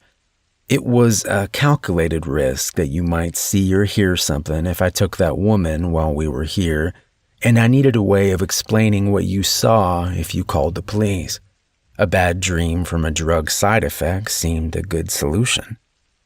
I began to pace, my fists clenched at my side. "Yeah, so you make me look crazy by planting drugs in the house." "Not crazy, just stressed and taking a legally prescribed medication that didn't sit well with you. Better than them thinking I'm some kind of serial killer." I stopped, turning to scream at him. "But you are a serial killer. 87 people? What do you think you are?" He shook his head. "I don't think it needs a name, really. I look at it like hunting, and the people I hunt hardly deserve to be counted as human. When I kill them, they're not even entirely human biologically, and they are certainly far removed from any moral or spiritual definition of the word. But serial killer? No, that term carries way too much baggage, and while technically correct in some ways, I think looking at me as a hunter is far more apt." I started to respond, but he continued. "Look at it this way. In some parts of the world, sometimes you have a lion or a bear go bad. They get a taste for people and they become a threat." He chuckled. "Well, a bigger threat than a normal lion or bear. So the local people have to get together and hunt the bad animal down because that animal is an anomaly. It's not natural. And by killing it, the people aren't just saving themselves, they're restoring balance." He gestured towards the woods where he had carried the woman. "These people I kill, they aren't really people anymore. There's a lot more I need to explain to you, but the short answer is they are unnatural, and they are tied to things terrible beyond your wildest dreams." Looking up at the sky, he took a deep breath. "Jason, I know this is all hard to believe, and I know you don't know me as well as you should. That's my fault. I tried to be a good father, but your mother was grown when Rebecca died, and to my shame, I was selfish in my grief. I isolated myself much of the time from her and your father. and from you. If I hadn't, you'd likely trust me more now." He looked back at me, his eyes glistening. "But I was trying to do good. I still am trying to do good. And my hope is you'll come to see the value in it. If you can be patient and listen to all I have to say and see what I have to show you." I felt so tired. I wanted to believe him, but how could I? I didn't know what to say anymore. Finally, I muttered, "What are you going to show me? Where you hid that poor woman's body?" He shook his head, smiling ruefully. "Oh no, that woman's body doesn't exist anymore. Literally. At least not here." Noticing my confused expression, he waved his hand. "Sorry, getting ahead of things. Let me tell you about that woman, but after that, if you're willing, I need you to go with me on a little trip." The wind was picking up and I suppressed a shiver. Trip. To where? The afternoon sun was high in the sky, and shining down through the trees overhead, it left my grandfather dappled in shifting patches of light and shadow. He looked strange in the penumbra, both young and old, menacing and beneficent at the same time. I could see him grinning at me when he spoke. "To where I study them." Like I was telling you outside, I first ran into that woman you saw me toting into the woods at a gas station in town. That was the afternoon before you got here. Bear in mind I'm trying to focus in on the past few days and wait to tell you all the rest when I can show you things as well. But there are some things I need to explain as we go so it will make more sense. For instance, how I can tell an outsider, that's what I call them for reasons that will be clearer in time, from a normal person. When I bit out Salk's throat, I must have swallowed close to a quart of his blood in the process. I didn't think about it at the time, but it's the best explanation I have for what happened next. I went for nearly 2 months after killing him without reading about any strange murders or having any indication that the creature I had seen was still out in the world. I was starting to think that it was either truly over and some things would just remain a mystery, or at the very least my ability to intervene had ended with my lead on Salk. Then one day I was walking down a hallway at the hospital when I passed an old man. He appeared to be there visiting someone and was coming out from the downstairs cafeteria as I was about to go in. There was nothing remarkable about him at all, and as our eyes met at a distance, he gave me a polite nod and kept moving forward. But within 2 more steps of him, I was hit with a painful wave of nausea. My first thought was that I was just sick and the first symptoms were hitting, but then moments later I felt fine again, and I looked to see the man had moved past me by a little more than the distance that we had been when I first felt sick. I pondered it for a moment, and then decided to follow him. He had meandered into the nearby gift shop to peruse the handful of magazines and crossword puzzle books on offer amid the stuffed animals and overpriced snacks. I waited a few seconds and then entered behind him, careful to stay out of his line of sight. I edged closer. Again, when I got within about 5 feet of him, I was struck with nausea. Not nearly as strong this time, but very distinct and unpleasant. I tested it several times, moving back and forth out of the invisible demarcation between well and unwell. It was as regular and reliable as flipping a switch. Something in Salk's blood had stayed with me and become a huge asset in my work. Whenever I get close to one of those things, these outsiders, I feel that same familiar, sick feeling. The range varies, but it's definitely grown over time to an average of about 20 feet. The first time is always bad, though I've grown accustomed to it enough that it isn't incapacitating. After the first time I make contact with one of them, from then on it's much weaker, though it never goes away entirely. And the feeling is unique to that particular outsider. Every first encounter with a new one is always strong. So going back to the other day when I encountered the woman, I was picking up some candy in the gas station, debating on whether I wanted to just eat junk food that night or actually get some kind of substantial dinner, and that woman walked past me on the next aisle over. I knew right away what the feeling I got was, and the store was empty enough it was easy to tell where it was coming from. Of course, I didn't react in any way. I've been doing this for a long time, and I learned years ago to be careful you never tip your hand to one of them. Surprise is one of the few advantages we have, so it should never be squandered. Instead, I waited and listened. When she went up to the counter to pay for some kind of soft drink and chips, I heard the conversation between her and the cashier. They knew each other. Apparently went to church together. That meant she was local, so she would be easier to find later. As I pretended to look at a bag of chocolate-covered peanuts, I looked out the window to the only other customer car in the parking lot. It was a gold-colored sedan with some kind of back window decal I couldn't make out from that angle. I waited, hearing the cashier call the woman Susie as she said goodbye.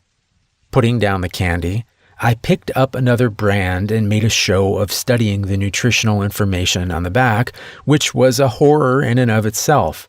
Susie was slow pulling away, but when she finally did, I saw two more things.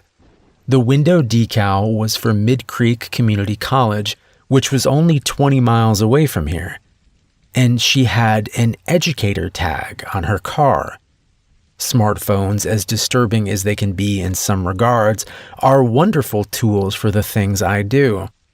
Obviously, any internet research or phone calls I make in connection with hunting is done with what they call burner phones, but they have come a long way, haven't they?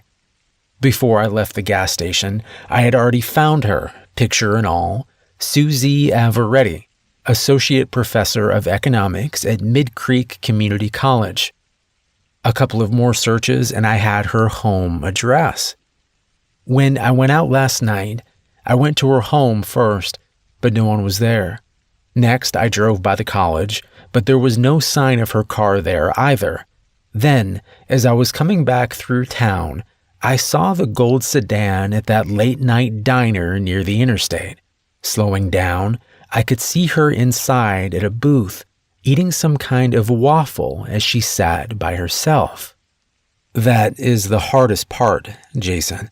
You see these people, these things, living their public lives, showing their external face. If you're doing it right, they don't even know you're watching them. And they seem vulnerable, mundane, human.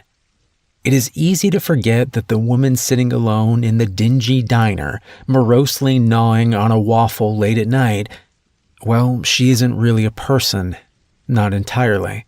At best, that's only part of the truth, and the only part, well, believe me, if you ever let yourself forget the other part, you're liable to wind up dead. So you have to close yourself off from feeling sorry for them or seeing mercy as some kind of virtue. That kind of thinking almost killed me twice early on in all this, and while it's the hardest lesson to learn, it's also one of the most important. I parked across the road from the diner in the shadow of a rundown pawn shop that had gone belly up years earlier from the look of it. I watched her eat her food, pay her bill, and get in her car. I followed her, and soon it was clear she was most likely going home based on her route. It was an educated guess, but worth the risk to get the jump on her. I turned off to take a different, slower route, making up the time and distance with speed, and getting to her house 3 minutes before she did. From all signs, she lived alone, and I had unscrewed her porch light before she pulled up. As she was reaching into her purse for her house keys, I stepped out, slamming the syringe into her neck and pushing in the mixture it contained all within a couple of seconds. She made a small noise of surprise and flailed around for a couple of seconds, But she was already lost. The cocktail I give them contains a mixture of sedative and paralytic, and for the most part they are on the ground within 10 seconds. The trick is managing the dosage and judging how much time you have. The right dose is enough to put a normal person into a coma or respiratory failure, but an outsider will push through it and come to in around an hour. As much as they share human frailties, when you catch them by surprise, if you aren't done moving them and dealing with them before the time runs out, well, you better be ready with another dose or you have a major problem. But with her, everything went smoothly enough. I loaded her into the back of my SUV, brought her back here, and I had her in the woods all within 45 minutes. Then I just had to finish her off. I know that sounds cold. It felt very cold to me the first few times I thought about it in those terms. But when you see the things they do, it's not all brutal killings like Salk would do. Many of them are far more clever and insidious.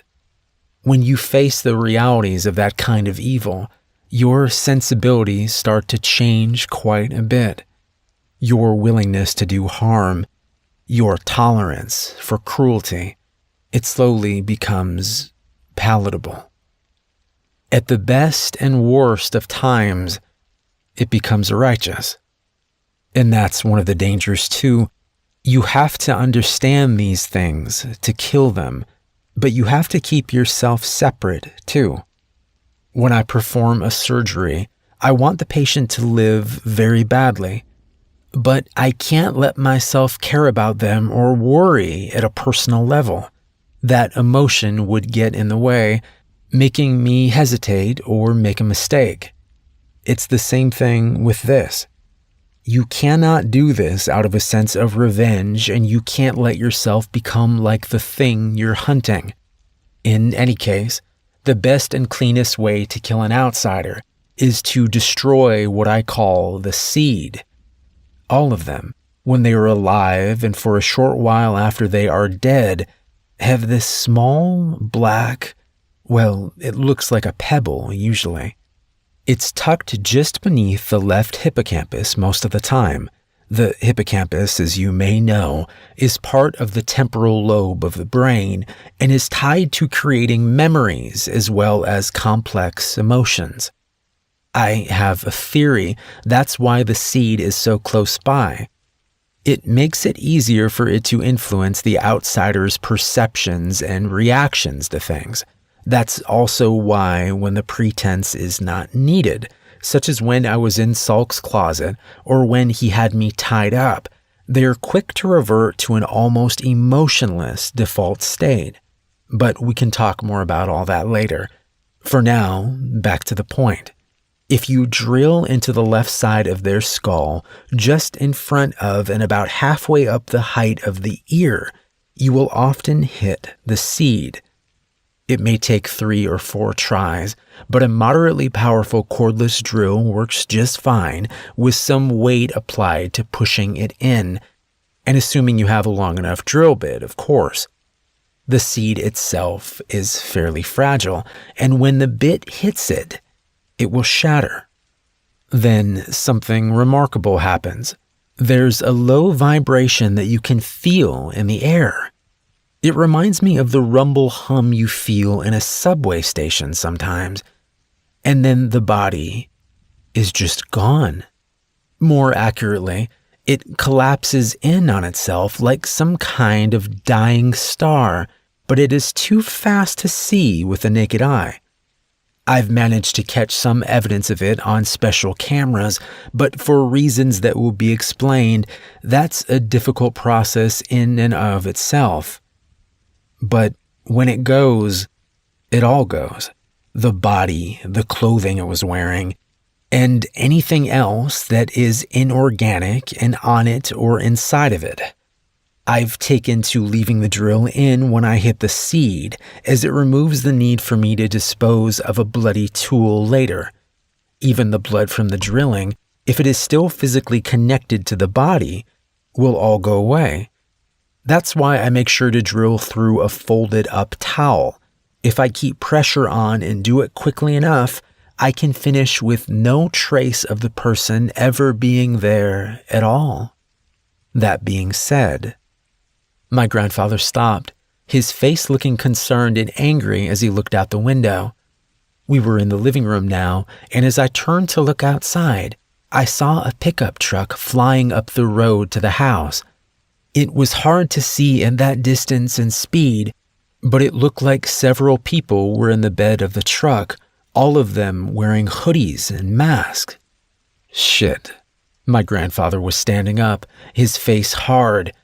Apparently someone at the sheriff's office is part of the house and figured out who you were talking about when you said I had a woman last night. I was standing myself now, looking between the road and my grandfather, feeling more and more bewildered. The house? What? My grandfather shook his head. The House of the Claw. It's a cult. They're human but very deadly. No time to explain now. We running or killing? Your call. I could barely breathe. Running? He nodded, reaching under the chair he had been sitting in to pull out a semi-automatic pistol. Fair enough. Stay close to me and don't stop unless I say so. We're going for the truck. Now go. We headed to the kitchen, my grandfather gesturing for me to keep low. Flinging open the exterior door, he glanced outside and then beckoned for me to follow. We weren't very far from his SUV, but we still had to round the corner of the house and I could hear the pickup sliding to a halt in the front yard. We moved to the corner of the house and stopped, my grandfather turning to whisper to me, "Here's the key fob. When I say go, you do 3 things. First, you unlock the doors with a fob. Second, you count to 2. Third, you run to the passenger side and get in and down. Got it?" I nodded, my hands trembling as I took the fob from him. Good. Go. I unlocked the car, wincing internally at the loud honk it gave as the locks disengaged. But then I realized no one was going to pay much attention to it with my grandfather shooting at them. It occurred to me that I wasn't counting, so I bolted after what felt like 2 seconds and made it around to the passenger side. I felt a moment of sharp panic as my hand fumbled at the door latch before getting the door open. Once inside, I tried to bawl into the floorboard as much as possible. I had just enough time to take in the smells of the SUV, a mixture of my grandfather, some kind of oil, and a metallic scent, before he was opening the driver's door and getting in. Without saying anything, he punched the ignition button and threw the SUV into gear. I heard 2 more gunshots and something made a loud pinging on the outside of the car, but we kept going. And as I eased up into the seat, I saw that we were clear of the yard and headed down the road. Looking back, I saw 3 of the 4 men clustered around a 4th that was on the ground but still moving. My grandfather looked over at me. "You hurt?" I shook my head. "I'm fine. What about you? What happened?" "Nah, I'm fine. I think I got a couple of pellets of buckshot in my leg, but it was from a ricochet. Nothing major." He gave me a tight smile. "As for what happened, I shot 2 of them, 1 in the arm and 1 in the leg. Can't risk killing them at your parents' house or anywhere they can be linked back to us." "What? Why? They already know who we are." He took a turn down a sandy dirt road and gave me a shrug. "They do, but they're likely the only ones that do." Turning to glance behind my seat, he nodded to himself. "Look, while we talk, I need you to do a couple things. Grab the box of stuff behind your seat. You should also see a small blue bag behind mine. Get both of them up here with you if you can." I did as he asked, pulling a medium-sized cardboard box up to find it contained 6 glass jars with sealable lids. The jars were all full of nails and ball bearings. I thought about asking questions, but I knew there was no time. He'd tell me what I needed to know. I found the blue bag where he said it would be. It contained a variety of items, and as I looked through them, he told me what to use. There were little rolls of taped-up face towels in the bag, and following his instructions, I unwrapped 3 of them to find small glass vials with rubber stoppers in the middle. The vials contained some kind of fluid, but he told me to be careful not to open the vials. Instead, I was to slide them gently into the middle of the nails and bearings in 3 of the jars. After I did so, he told me to take a specific plastic bottle from the blue bag and squirt it on the metal in the jar until the 3 prep jars were 2/3 full of the liquid too. Then I had to screw the sealed lids back on. When I was done, he gave me a grin. "Congratulations. You've just made nail bombs. Now be very careful with them. Don't drop one and try not to tip them over. We'll need them in a few minutes." His cautions made me feel queasy. "Why will we need them? Because you think they're going to track us down?" He nodded. "Oh yeah, they better. That's why I didn't try to kill any of them. These cultists, they are very dangerous, but sometimes they lose their stomach when they see a buddy get killed. Weekend warrior types, I guess. And we need them to follow us." He looked up at the odometer. "We're about 10 miles away now. Need to be at least 10 more. Anyway, back to what I was explaining earlier. This cult, the House of the Claw, I didn't know they existed at first. Looking back on it, there were signs of their influence. That little boy that Salk picked up and killed, for instance. What was he doing out that late? And I learned later that he lived with his parents over 50 miles from where Salk snatched him. What are the odds of that happening? I can't prove it, but I suspect the house dropped him back there and had tipped Salk off as to where to look." His expression was growing angrier as he talked. That's what these crazy bastards do. They help the outsiders, facilitate their plans, worship them. Not every outsider has any cultist around them. In fact, only about 1 in 3 or 4 do, as best as I can tell. But where the house does exist, they operate like some terrorist cells. There's usually 4 or 5 working together, and they don't know the identity of anyone else in the cult outside their cell. Of course, those higher up in the chain know who are in the cells, so they can send directives down as needed. But if a cell member gets caught, they can't give up their bosses or details about the larger organization. It's clever in some ways, but it has its flaws too. He looked over at me, his face stony. For instance, these men that are after us, they have no way of telling people outside of their group who we are unless they get contacted by their bosses. That does happen periodically, but not often. So as long as the entire cell dies, our identities are safe. I felt my skin going cold. Even if we kill them, how will we know we got them all? He nodded. It's always a risk, but the most likely source of them finding out is a house member in the sheriff's office. If that person isn't among this group, we know there's likely another person. If they are, odds are good this is all of them, as they tend to do things as a full unit most of the time. There's no sure answers, though. We just have to do the best we can. Be smarter and better than them. We drove on for a couple of minutes in silence, and then he spoke again. "Put your seatbelt on, if you would." After I clicked it on, he continued. "You good with all this? I know it's a lot, and I hate you're at risk, especially having not signed up for it. Believe me, I know this is hard to adjust to, but this is as serious as it gets." He turned, studying me for a moment. "Life or death, good and evil, even. These are bad people that do terrible things, and they will torture and murder us if we don't get them first." I met his eyes. I believe you. I get it. I'm freaked out, but I get it and I'm with you." "Good, because I think this is a good spot. Hold on to those bombs, it's going to be bumpy." With that, he yanked the wheel to the left, then back to the right, sending us down the sandy shoulder and into a stand of bushes.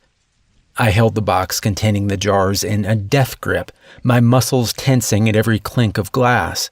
When we came to a stop, he smiled at me. "Good job. Okay, let's go. Get out, come around so I can show you something on this side, and then you'll come back and grab the 3 jars you prepped." I did as he asked, and when I reached his side of the SUV, I saw he had a long-bladed hunting knife in his hand. He pointed it at the tire as he talked. "Now, as you may have figured out, we're trying to make it look like we wrecked. We took this sandy road because even if they're idiots, they should be able to track us on it. But just because they aren't all brilliant doesn't mean you should underestimate the least of them, and some of them are very capable. Either way, we need a visible reason why we should have wrecked here." He took the knife and slammed it into the crevice between 2 tire treads. When he pulled it free, I could immediately hear the angry hiss of air escaping. My grandfather tapped the outer wall of the tire. It's easier to flatten a tire on this side. The rubber's weaker, but it's also very obvious that it was cut. So when you need it to look like a blowout instead of a cut tire, you have to hide the cut in the treads. If they saw a cut tire, they might suspect an ambush. Now, hopefully they'll just think we had bad luck. He patted my shoulder and laughed. Lots of teachable moments today, I guess. Now go get those bombs. He guessed we had about 3 minutes left before they should be on us. In that time, he grabbed a scoped rifle out of the back of the SUV and got me into a position across the road with my 3 nail bombs and some final advice. The way these things work is that they have to hit something hard enough that the vial inside breaks. When its contents mix with what's in the outer part of the jar, you get an explosion filled with metal and glass shrapnel. So what that means is this. First, you throw it against something hard or hard enough it will break on landing. The jars at this point should weigh about 7 or 8 pounds. So if they land on asphalt from more than 10 feet up, they should break. Throwing it hard at the road or the truck will work too, but try not to directly hit a person or you run the risk of it bouncing off and not breaking. And above all else, do not throw it where it goes off close to you, or you'll be caught in the shrapnel too. He had me positioned in an elevated spot behind some bushes, about 20 feet from the road. You're far enough away here and in good position, and hopefully they will be focused on the wrecked SUV for a bit. But wait until they start to get out or the pickup will protect them a good bit. Take your time and aim, and when your third one is thrown, you slowly work your way farther into the woods. Do not wait for me, and keep going straight back from the road. I'll find you when I'm done with them." He seemed to be debating something internally, and after a moment he pulled out the semi-automatic and handed it to me. "Have you fired one of these before?" I nodded. "A couple of times in college. I know how to shoot, and this is the safety, right?" He looked grave. "Yes. Keep it on, but keep your finger away from the trigger unless you mean to fire. There's one in the chamber, and it will keep feeding them in unless it jams, which it shouldn't. You have 13 shots. Do not lock your arms. Do not pull the trigger. Squeeze it. Hold it tightly when you fire and remember it will recoil. For both the gun and the grenades, accuracy is always better than speed. Slow is fast and fast is slow, and you do not fire this at all unless you have no alternative. My goal is that they never see you at all, okay?" I could see by his expression he was scared, and I realized it was fear for me. I felt a wave of love for him and guilt at how I'd treated him. "I'll be okay. I'll play it safe and do what you told me." He gave me a half smile and reached forward to pat the side of my head affectionately. Gotta go. See you in a few minutes. With the ease and agility of someone half his age, my grandfather moved down the embankment and back across the road before disappearing into the woods on the other side. Less than a minute later, I saw a cloud of dust as the cultist truck made its way towards us. As they approached, I felt anxiety gripping my stomach and I fought it down. I was worried I'd make a mistake, but I still had to try. I would do what he told me and trust that it would work out. As they approached the wreck, they slowed to a crawl and then stopped. From my vantage, I could see one of the men was stretched out in the bed, and I guess that was the one he had shot in the leg. His companion and the passenger in the cab got out to investigate the SUV. I hesitated, wanting the driver out as well, but he wasn't budging. Time to do it. The first jar hit the top of the truck, and while the explosion wasn't as loud as I'd expected, the carnage was impressive. One of the cultists was still high enough up the shoulder that a wave of shrapnel slammed into the back of his head, shooting up a bloody mist and sending him sprawling forward. The driver was looking around terrified, but seemed unharmed, and I couldn't see the third person any longer, as he had dove down after the first bomb went off. Not sure of my next best target, I ultimately aimed one for the bed of the truck. My aim was off, but lucky. It hit the driver's side window and shattered the glass, detonating as it did so. I heard the driver scream, but he wasn't dead from it. Instead, he was frantically putting his truck in drive and trying to get away. I felt a thrill of panic, but then I heard my grandfather's rifle. One crack, and I saw the cultist who had dove for cover near the SUV lose half his skull as the truck pulled away. A second crack, and the one I had knocked down with the first bomb flinched as the bullet went into his torso. 50 yards down the road, I saw my grandfather step out onto the road and line up another shot. The truck had surged past me now, and any idea of using the third bomb seemed fruitless. I was worried he was going to get away, but then a third crack came. I saw the back windshield break, and suddenly the truck veered from the road as though swept aside by some invisible giant's hand. It crashed into a small culvert on the left side of the road, and what I could see of the driver's head through the broken side window was a ruined mess. I was about to stand up and say something to my grandfather when I heard another gunshot. The man in the back of the bed had either been flung out or crawled out as soon as the truck came to a halt. He was down on his belly in the culvert, some kind of revolver in his hand. The gunshot had come from him, aimed at my grandfather. I glanced back at him and saw he seemed okay and was taking cover down the opposite shoulder. Still, I felt anger welling up inside of me. These goddamn people, trying to kill us, helping whatever these things were that were hurting people. What the actual hell? How could that be allowed to go on? And now this piece of shit was shooting at Grandpa? No. Hell no. I stood up, throwing the remaining bomb at him. My aim was too good that time, and it pelted him in the shoulder, bouncing off him without detonating. I kept moving towards him, shifting the pistol to my dominant hand and taking aim.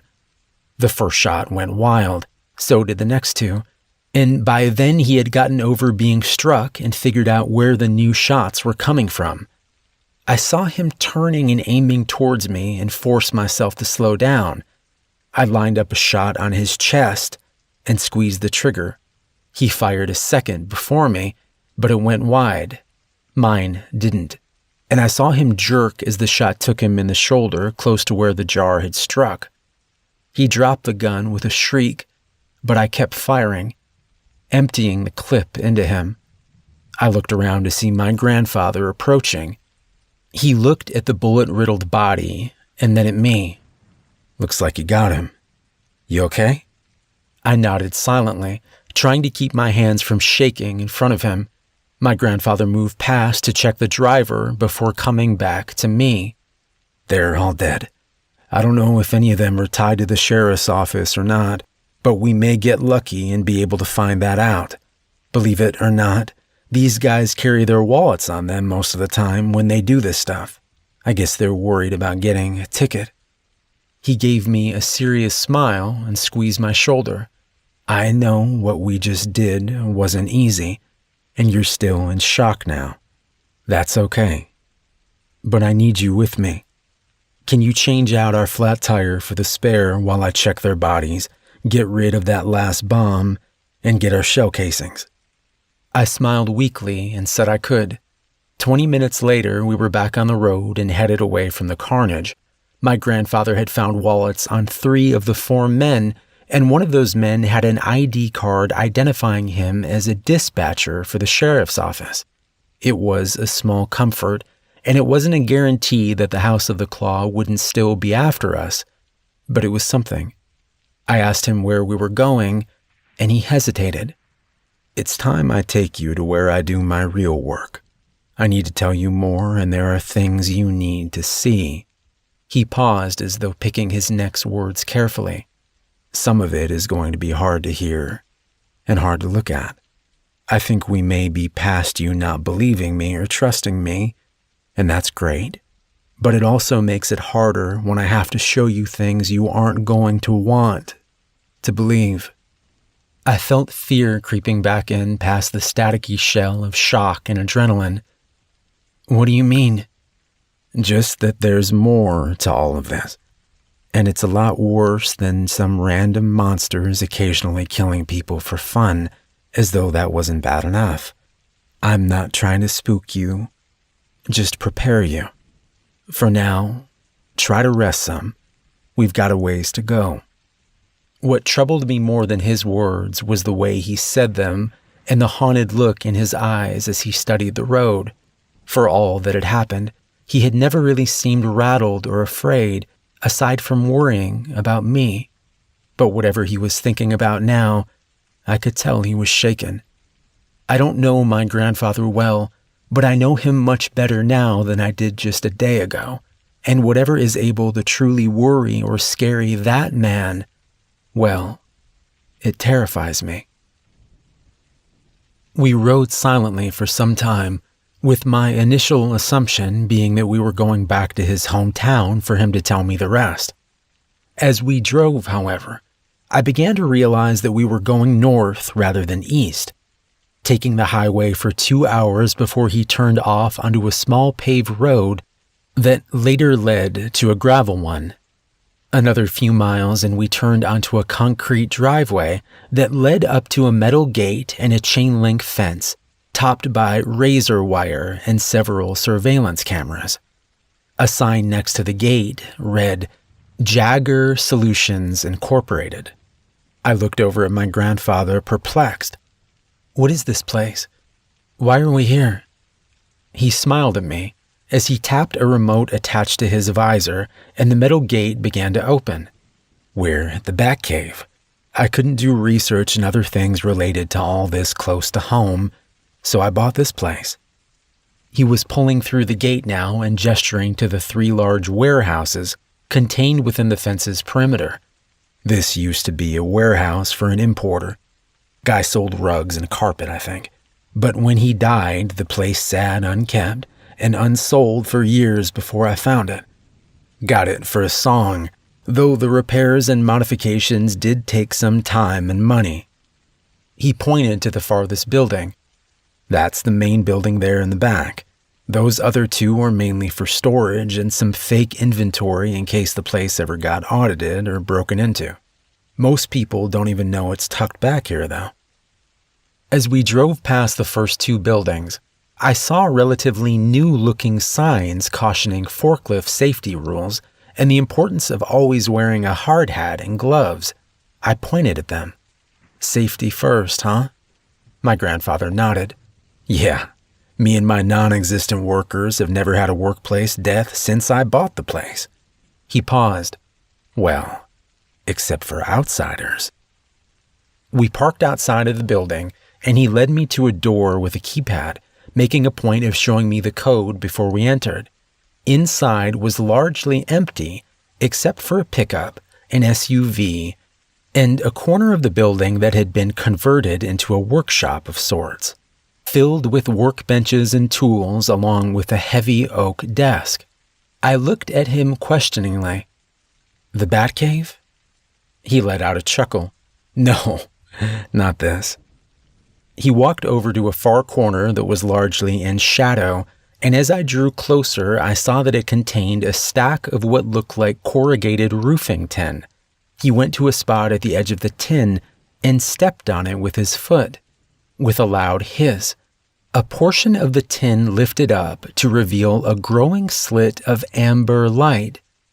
As it expanded, I realized that a large hydraulic hatch had been camouflaged by the pile of scrap and was now opening to reveal a set of concrete steps leading down into the ground.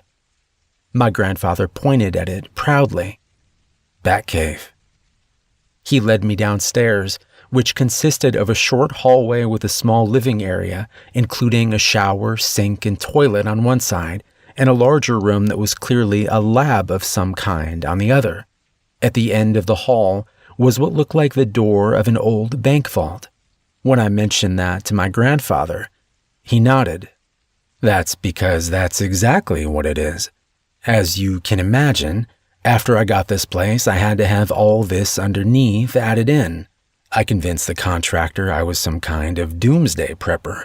He was into that stuff too, so he actually gave me a discount. But it was still ungodly expensive."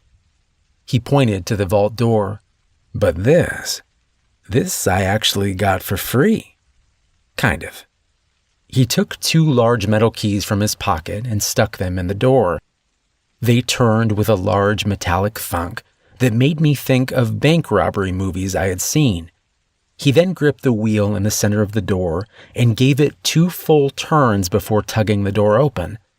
Lights came on inside as the door swung aside, and looking inside, I could see he had more than just a vault door. He had an entire vault. Safety deposit boxes lined the walls, and in the center, a heavy metal table had been bolted to the floor, with several smaller tables on rollers surrounding it. Some were filled with medical supplies or tools. Others were filled with items you would find in a garage. Drills, pruning shears, hammers, knives. Along several places on the wall, I saw what looked like metal mesh cages that seemed to contain something, possibly cameras. Everything was immaculately clean, but it did little to make the room seem less sinister.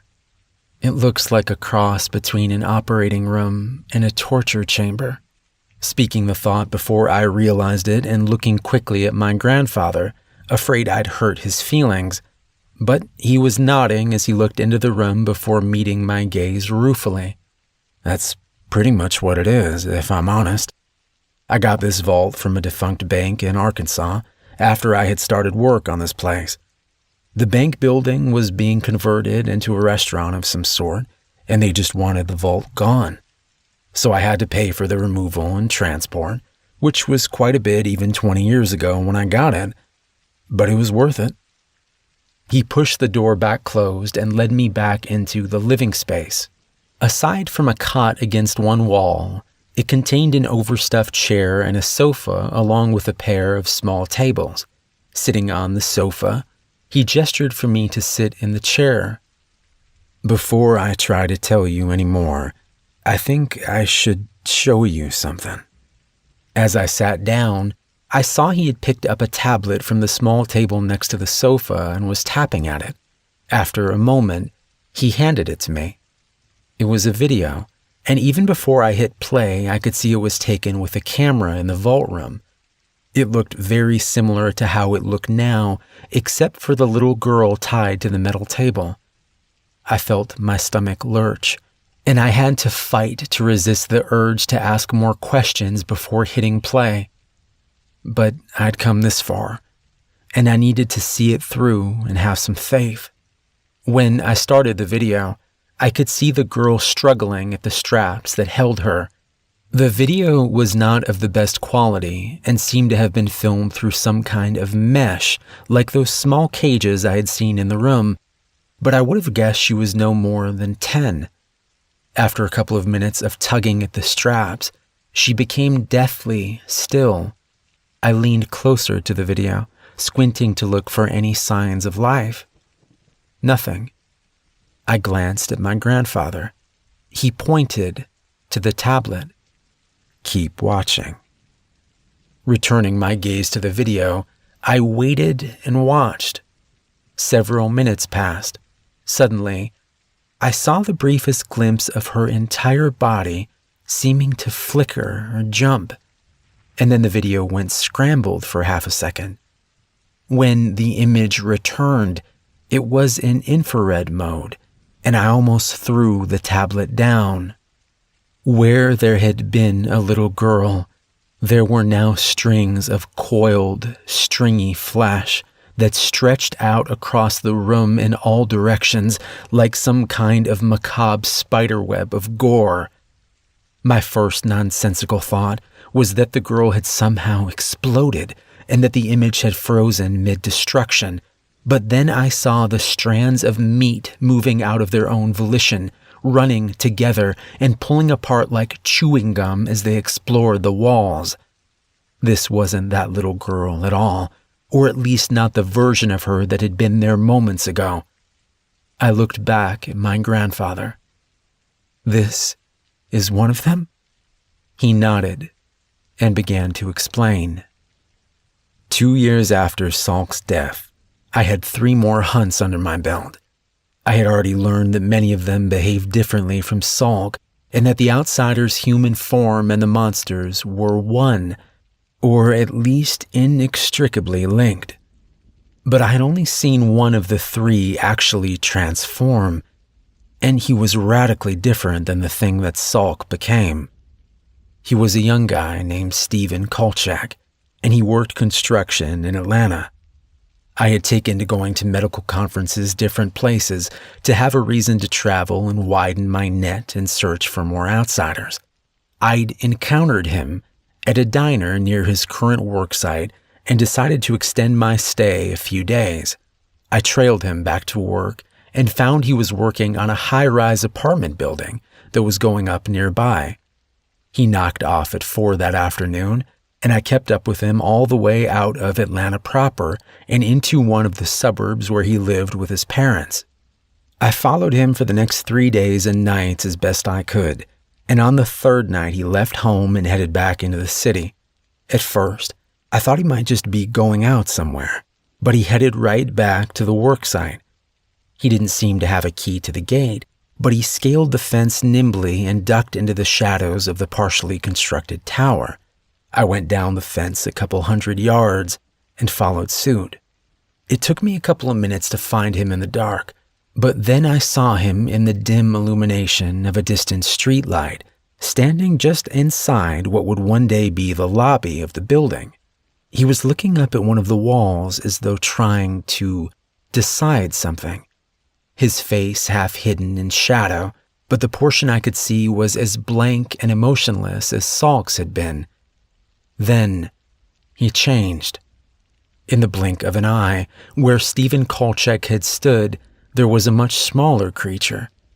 2 feet tall or thereabouts, it had a barrel of a torso with 2 arms and legs all covered in something that looked more like bluish moss than any kind of hair, and a flat, thick head that looked like a snapping turtle, except for having 6 eyes on each side of its long, sharply beaked snout.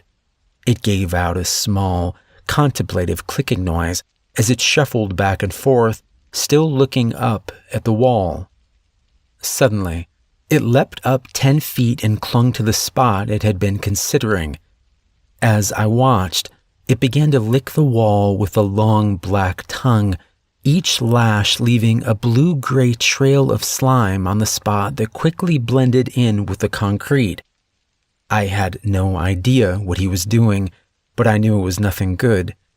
Still, I remembered shooting at the thing that I now felt sure had been Salk, and the bullets doing nothing. So I waited in the shadows for him to finish his work. It took close to 2 hours. He moved from place to place throughout the outer shell that had been constructed so far, and I felt guilty for not moving against him, trying to stop whatever it was doing. It was too great a risk without knowing more about what, if anything, might hurt or kill him in this form. When the creature was finished, it climbed back down to the ground, and just as quick, the young man was standing there again, fully clothed, no sign of having just turned into a monster. This was food for thought, but now wasn't the time for theorizing. Trying to move quietly, I left the shadows to intercept him from behind as he went to leave the building. I had a collapsible baton that I carried with me from the car, and I brought it down hard on the back of his head. Or that was the plan. Unfortunately, he turned at the last second and it glanced off his shoulder, eliciting little more than a grunt of pain as he dodged to the side. I was already reaching into my jacket pocket for my stun gun, but when I pulled it out and hit the button, it was dead. This was strange because it had been fully charged and working when I got out to follow him over the fence. But again, no time to wonder. There was another flash of movement and the man was replaced with the creature. Without missing a beat, it leapt at me, slamming me to the ground. I managed to get the baton up in time to catch its sharp mouth diving for my face. With the iron bar of the baton wedged into the creature's maw, I felt like I was just delaying my death rather than preventing it. It was surprisingly heavy on my chest, and its hands and feet ended in hard claws that were already digging into my clothes and flesh, pushing my arms down and minimizing any leverage I had to push the baton and the creature farther away from me. Then I noticed it was stopping. It pulled its head away swiftly, and I thought at first it was going for another lunge, but then it jumped off me, shaking its head. I rolled to my feet, ready for the next attack, and saw that it was glaring at me. Light gray smoke coming from the edges of its mouth. I could see the yellow-brown of its beak blackening slightly where the smoke touched. I could tell it was considering its options, looking at the baton in my hand and then myself. It was afraid of it more than me. It suddenly leapt into the shadows, and for a moment I thought it might be retreating. But then I heard the scrabble of claws behind me. I spun around with a blind swing and managed to catch it right before it landed on me, knocking me back down. The baton had hit it in the side and done remarkably good damage, caving in part of its torso and causing it to immediately begin trying to roll crawl away. But I was quicker this time, getting back up on my knees and bringing the weapon down again and again until I was certain it was dead. I found out later I survived because dumb luck. Some of these things are very weak to iron, unnaturally so. If it had been made of steel, I would have died that night. And there was a time later on where my reliance on iron nearly did me in. There are rules to these things, but you can never assume they will always apply. There are always exceptions, and you always have to remember that they have most of the advantages. The way you beat them is by being smarter and stronger-willed than they are, more clever. I'm still learning now, but back then, I still had a lot to learn. One of the things that I wondered early on is what the nature of these things truly are. First of all, are these people transforming directly from their human forms into monsters, like a werewolf or some version of vampires? But if that was the case, I reasoned, then what are the limits of how much they can transform? Look, there's no denying the supernatural component of all of this, and even early on I understood there would be some aspects of it I could never explain fully. But at heart, I'm a scientist, and I always start from that framework in trying to understand what I can. I considered mass, for instance. Once I understood more of how the human and creature forms were connected, I started looking back at earlier encounters. Sulk, for one.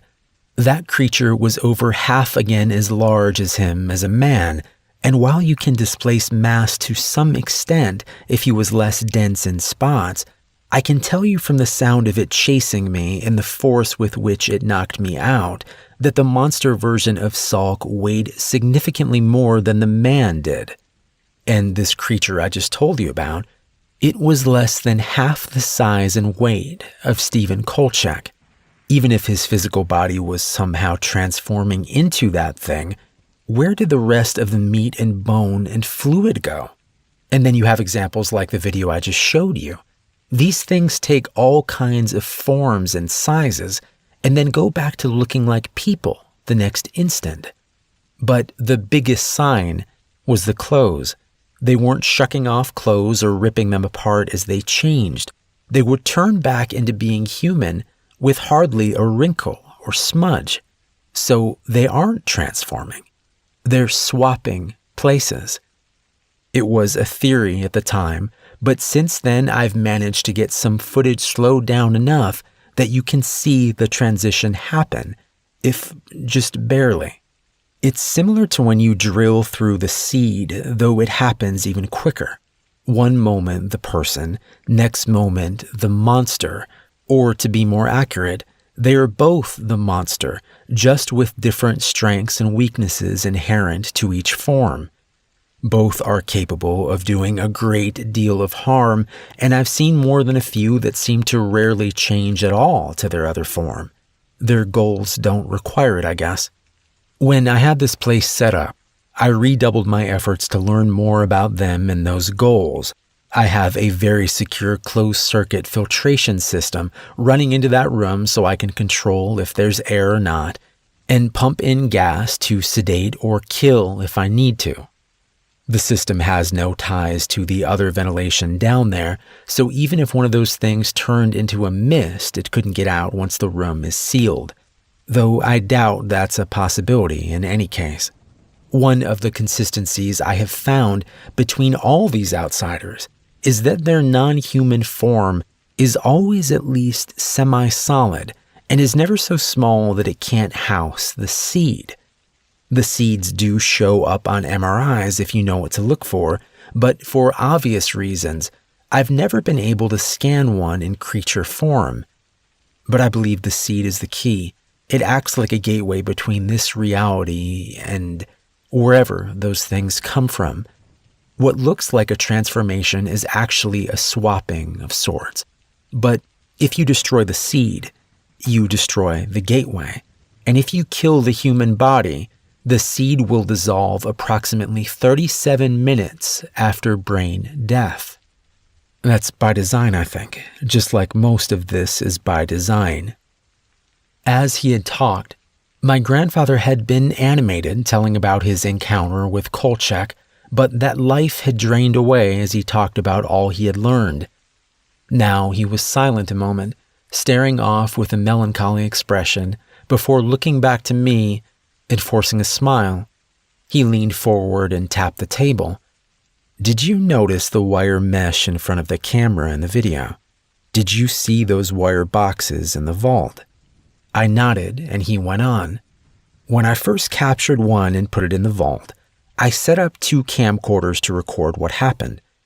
I didn't think there was any real risk of it getting out, and I had gas ready if I needed to knock it out or kill it, at least assuming that gas would work, because again, you can never assume anything is certain with these things.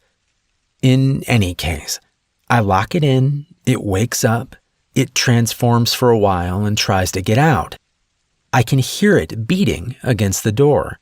Then it tries swapping back to the person, a pretty woman who ran a wedding boutique in Memphis, and I can just barely hear her screaming and crying as sympathetically as she could muster through the wall. I hit the gas, go in and deal with her, and then I check the video. The videos were blank, and the cameras were fried. I figured out that whenever the swap happens, it sends out a short but very strong electromagnetic pulse, kills electronics and lights in about a 40-foot radius around it. That's why my stun gun had died fighting Kolchak, and that's why my cameras got toasted. I nodded. So you built Faraday cages around cameras to shield them? He laughed and nodded. Exactly. Very good. They aren't perfect, but between the shielding on the cameras themselves and the mesh, for the most part I can capture decent footage now.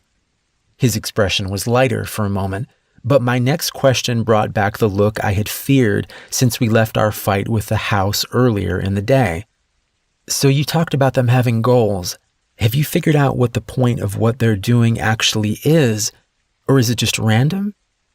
He frowned, looking thoughtful for a moment and seeming to consider his next words carefully. I don't know what the overarching plan is, no, though I could guess it is a stage of some larger campaign to encroach upon or infect our world with their malignity. But that there is a plan, and intelligent design is hard to deny at this point. He leaned forward, tapping his fingers individually as he made his points. First, the seeds are designed to take over people and also provide an extremely efficient method of bringing over this other form, all while appearing to bridge and share consciousness between the two forms. Could that be naturally occurring through some evolutionary process? Possible, but unlikely, given the supernatural component and how perfectly it aligns with their apparent goals of infiltrating this world without notice and creating pain and death. Second, consider that this all occurs without altering the DNA or most biological processes of the human form. There was no indication in Salk's tissue samples that he was other than human. And while his blood unquestionably has some unique properties, it was nothing that raised red flags during routine testing at the hospital. And I can tell you that I have run exhaustive tests on these things over the years and never found any trace of anything abnormal other than the seed itself, which somehow manages to self-destruct less than an hour after death, leaving no trace that it was ever there. He sighed and looked away for a second. I could see he was on the verge of crying, but he held it in check, looking back at me with his iron gaze as he spoke. Third, look at who they target to take over. I have encountered close to 100 of these outsiders in just over 30 years. My guess is that there are at most a few thousand of them in the world right now, maybe less. But without fail, to the extent I can figure out what an outsider's individual goal is, the person they have taken is in a good position to accomplish it. It's not random. It's part of some broader plan. He rubbed his mouth and went on. I also know that they have to be able to control and plan precisely who gets a seed. It's not like an infection or a bomb. It's selective. I frowned. What he was saying made a lot of sense, but it was still assuming a lot. How do you know that for sure? What aren't you telling me? He looked down, his mouth trembling slightly. I know it because of the odds. Say there are 3,000 of these things out there. Out of over 6 billion people, what are the odds that a specific person would have a seed? Extremely low. But of all those people, against all those odds, I've got one in me. I jerked involuntarily forward, blood rushing in my ears. What? You have what? I had to have heard him wrong. He looked back up at me, tears now welling at the corners of his eyes. They put a seed in me. I know it comes as a shock. And yes, I'm sure I really do have one in me. Let me explain. I'm 77 years old, and I've been at this since I was 45. It's a long time to do anything, but much less something this dangerous. And like I've told you, the key to being successful is in being smart and careful. If you're having to actually fight an outsider, even in human form, you've already made one or more serious mistakes. Just because they aren't physically enhanced when they look like the people they've overtaken doesn't mean that they aren't dangerous. Just like a normal human, they can hurt and they can kill you. And bear in mind that the mind powering that body isn't the same mind as the person it inhabits. These beings aren't perfect. They can be tricked. They can make mistakes, and they can be outsmarted. But they are very intelligent and very ruthless. They do access and utilize the brain and the memories of the person they inhabit, and it seems from my experience to have some impact on their behavior. How they talk even when the mask of emotion is gone, for instance, or how they might go about accomplishing their individual goals. My point is that they're always a threat, regardless of their form, and even when things go well, which they don't always, there's always a physical component to this kind of work. Being stealthy, carrying equipment and bodies, fighting or running when something goes wrong, it takes a toll. In the first 5 years of hunting these things, I lost 30 pounds of fat and gained 20 pounds of muscle. Some of that is I made a point of exercising more to improve my odds against them, but most of it was just the work itself. In some ways, I was healthier in my late 40s and early 50s than I had been in my whole life. But by the time I hit my early 60s, I could feel things starting to slide back the other way. I would get out of breath easier, and I could feel myself getting a little weaker over time. If I got hurt, it took longer for me to come back from it, and my joints weren't as limber anymore. Now, I'd estimate I was still well above average for someone that age, but most people weren't doing the kinds of things I was doing either. And while it concerned me some, it wasn't unexpected. All I could do was mitigate the effects of aging as best I could and keep working on improving how I did my work. Then, one day, I got sick all of a sudden. I was in a grocery store and I felt a wave of nausea and dizziness overcome me. I would have fallen if not for the shopping cart I was pushing. I stood there gripping that cart for support long enough for a couple of different people to come over and ask if I was okay. I was able to reassure them and eventually got moving again, but I had to give up shopping and head to the car. By the time I was cranking up, it had faded somewhat. I still felt bad, but I was okay to drive. So I drove home, drank some water, and went to bed. I woke up 12 hours later, and my first thought was to get a feel for how I was doing. Was there any sign of weakness or nausea, of fever? But no, not only did I not feel bad any longer, I felt great. I got out of bed easily, and as I cautiously tested myself, I could tell that I had none of the aches and pains that I would have normally expected after being in bed so long. Over the next few days, the feeling of wellness and strength only grew. My endurance was better than it had ever been, and I could lift as much as when I was 25. I knew this was all abnormal from the start, and I considered that a seed could have been implanted from an early stage, but you have to understand that I was trying to be cautious. I was monitoring myself very closely, and so far I wasn't seeing any negative side effects or indications of anything usurping my control. Plus, seeds didn't make outsiders physically stronger or better in their human form. When I began to worry more about the possibility I had one implanted in me, that was the fact that I could always return to as a way of assuaging my fears, or rationalizing them away.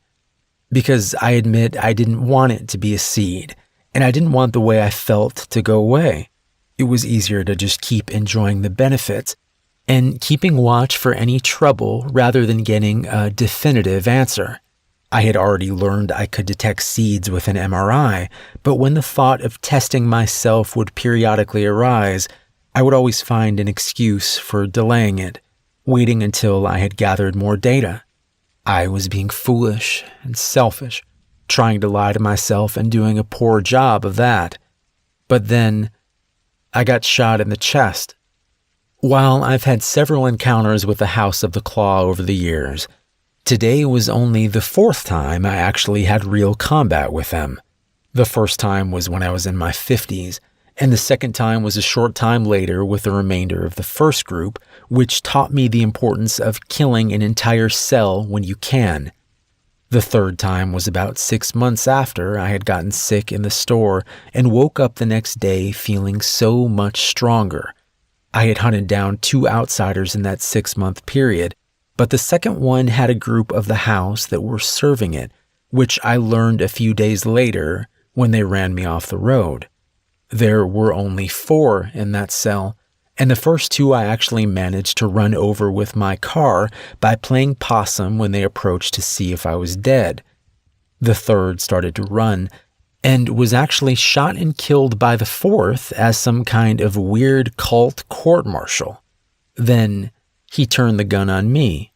My gun had gotten dislodged from its normal place behind the passenger seat, somewhere between mine getting run off the road and turning the 2 house guys into speed bumps.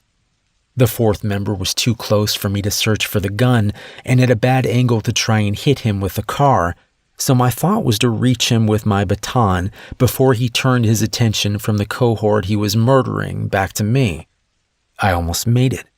I was raising the baton to bring down on his arm when he turned and fired into my chest. His aim wasn't perfect, but it was good enough. The bullet perforated my right lung and went out my back, chipping a rib along the way. I spun from the impact and had the presence of mind to keep turning, whipping the baton into his face as I drew even with him. It struck him with a wet and meaty crunch that dropped him immediately. I fell the next moment, my chest burning painfully with each breath. I knew I likely had only a short time before my lungs started collapsing, so after making sure number 4 was dead, I headed back to my car and started trying to find the duct tape. When you get shot in the chest, one of the biggest risks you face is your lung collapsing. This can be caused by outside air coming through the hole which stops your lung from being able to expand. This is called a pneumothorax. Another way is that if the area around the lung fills with blood, again, it can't expand. This is called a hemothorax. Either one can cause you to slip into unconsciousness and die. I needed to get to a hospital, but first I needed to do what I could to slow down any collapse. Taking off my shirt, I layered strips of duct tape to make a bandage for my back wound and then for my chest wound. After applying the back bandage with some difficulty, I took an empty ballpoint pen barrel and inserted it into the bullet hole on my chest before sealing and securing it with the remaining strips of tape. The idea is the same as a needle decompression. You are giving the air outside your lungs somewhere to go so you can continue to breathe. The problem is that what I had done would only help a pneumothorax, particularly when I still had to be upright and driving.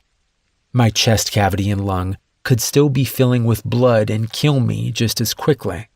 I started towards the nearest hospital, but I knew it was over 20 minutes away even if I drove fast, which I wasn't capable of doing. I could feel myself getting weaker and every breath was painful, to say nothing of the gunshot wound itself. I kept driving as I tried to think of better alternatives to my current plan, and as I went, I realized I was feeling better.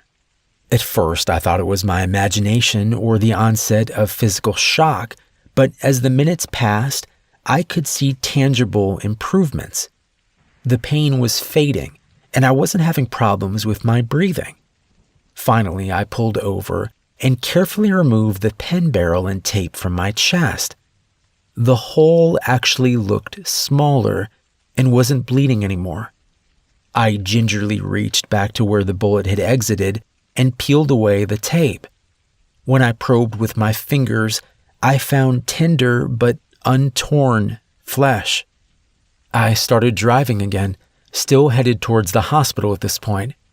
My mind was swimming, and I was already chastising myself for not having looked into what was happening to me more. for not finding out if I had been compromised by a seed or some other outside influence. I promised myself that if I survived this, I wouldn't turn a blind eye for convenience's sake ever again. When I reached the hospital parking lot, I looked at my chest again. It was completely healed. I had no pain or problems that I could tell. Instead of going in, I went to my own office and ran tests. I had just started leasing an MRI machine the year before, both for my medical work and my after-hours studies, and it didn't take long for me to find the dark speck lodged in the deep folds of my left temporal lobe. I could have done a lot of different things at that point, killed myself, or tried to have removed it, being two obvious choices. I struggled with the decision and what it meant if I stayed alive and left the seed where it was. My reasoning was ultimately based on a few assumptions. First, it seemed clear that I had been targeted for a seed because, as we discussed before, the odds are far too great to make it likely I got selected for one by chance. But that would mean that they know about me to some extent. Yet I've never had someone assault me at work or home or track me down other than in response to specific actions I took, such as killing an outsider associated with a house sale.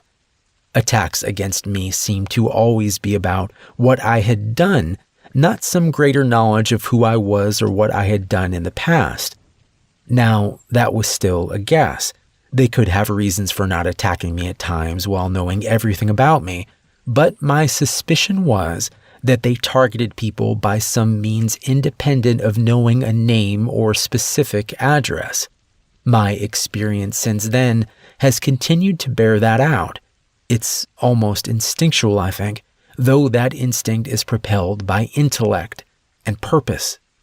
Second, I knew that my newfound strength and resiliency wasn't normal for those that received a seed, setting aside the possibility of getting a different kind of seed than most, or having some unique property in and of myself that changed the seed's effects, both of which seemed unlikely, all things considered.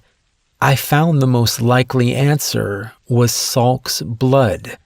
Even if they had invaded thousands of people, the odds of any of those having ingested and been altered by an outsider's blood prior to receiving the seed was very unlikely. I couldn't question that Salk's blood had irrevocably changed me. Even long after his blood should have faded from my system, I retained and even farther developed my ability to sense outsiders. It seemed likely that, however it permanently changed my body, also afforded me some level of protection from the seed and granted other benefits as well. Third, I assume that the outsiders themselves, or whoever they call master, did not realize this would happen. I saw little benefit for them in making someone like myself stronger and harder to kill. If that was correct, it was a sign of their fallibility, and it gave me hope that I could use their attempt to punish and subjugate me against them. For years, that's exactly what I've done, all the time keeping a close check on myself for signs that I was changing or being taken over. For the longest time, I saw none. But about 3 months ago, I started having strange dreams. It started sporadically, but then it became a nightly occurrence. Then, a few days ago, I noticed myself having odd thoughts.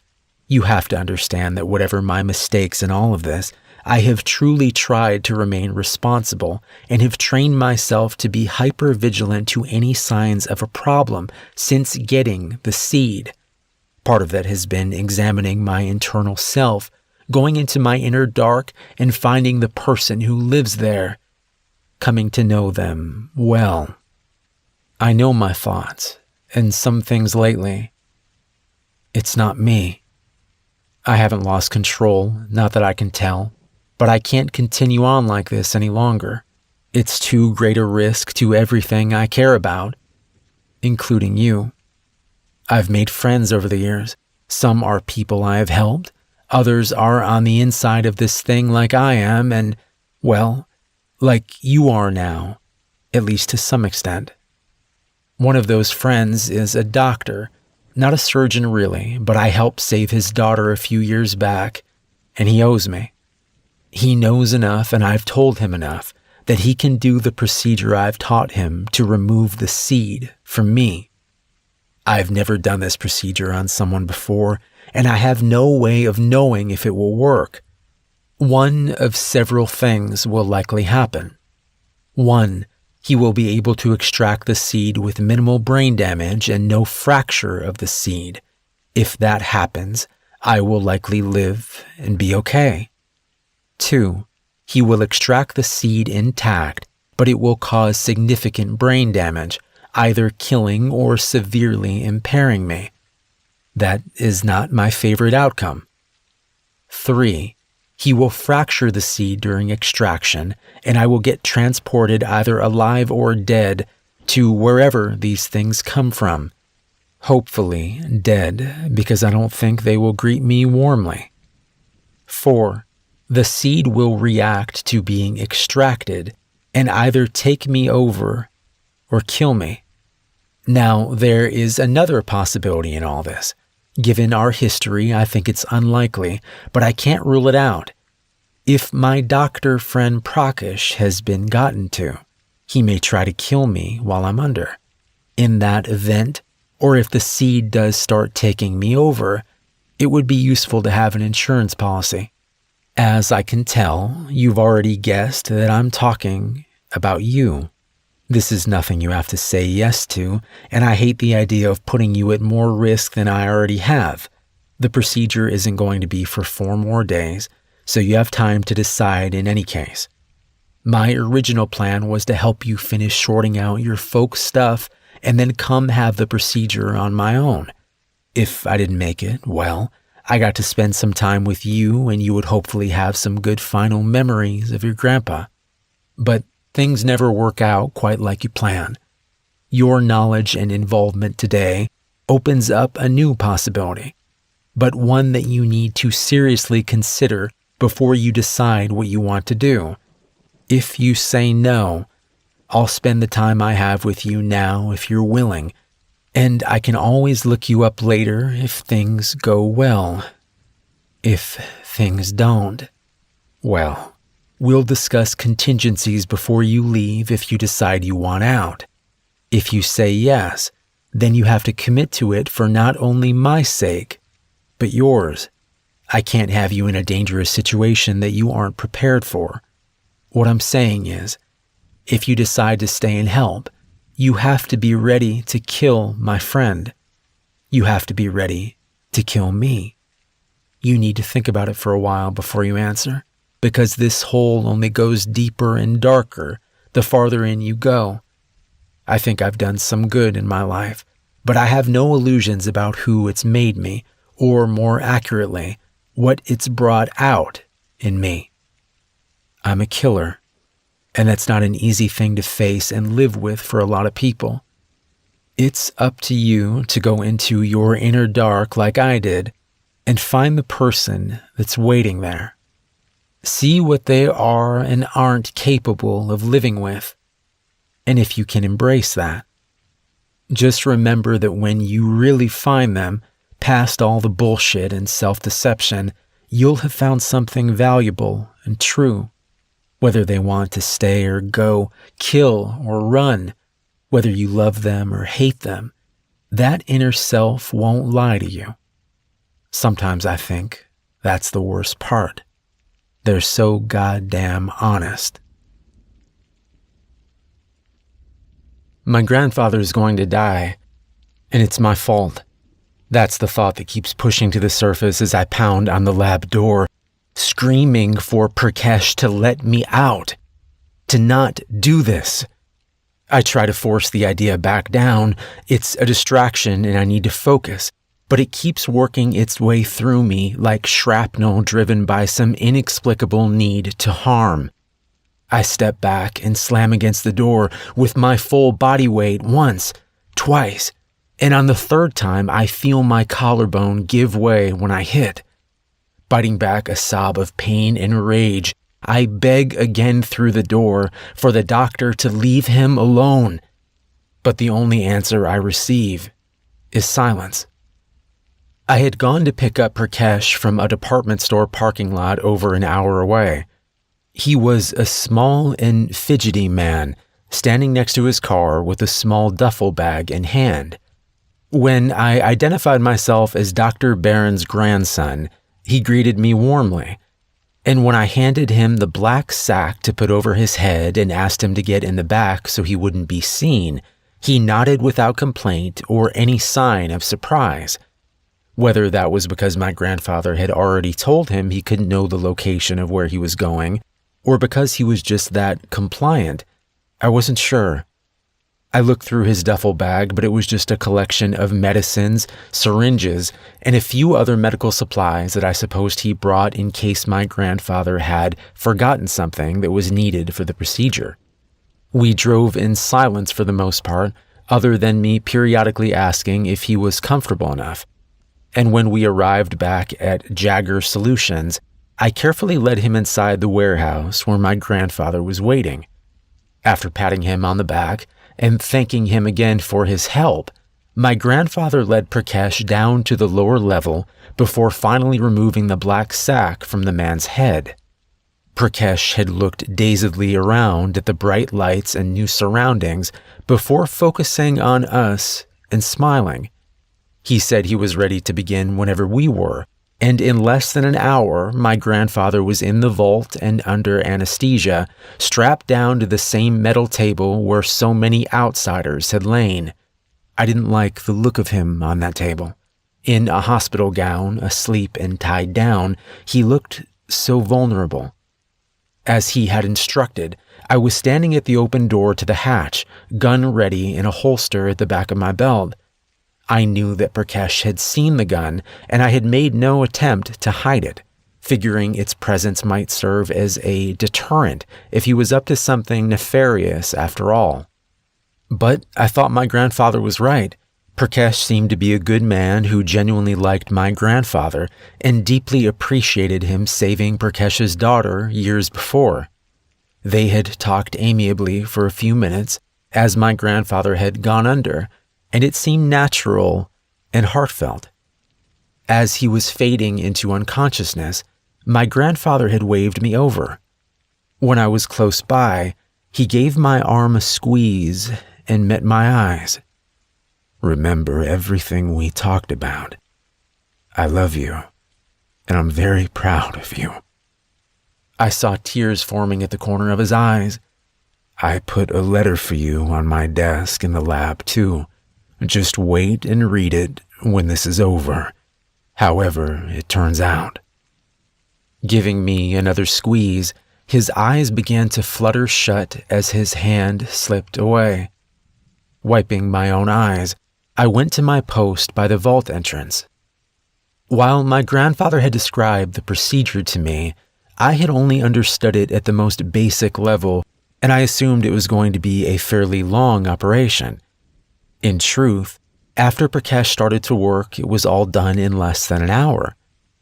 My grandfather had already shaved his own scalp around the surgery site, so after sterilizing the area, Prakash used a surgical saw to cut out a small piece of skull on the left side of his head, setting it aside on one of the rolling instrument trays in the room. He then inserted a thin metal rod that my grandfather had showed me was actually an endoscope, a small camera used in brain surgery. This was followed by a thin hollow tube when he said he had located the seed. A tiny rod ending in an articulate claw was inserted down the tube, with the idea of it being positioned at the other end to safely grab the seed and pull it back through the hollow tube itself and out of my grandfather's brain. As Prakash worked, I felt myself growing tenser and tenser, cool sweat pouring down my back and legs as I waited for it to be finished or for something to go wrong.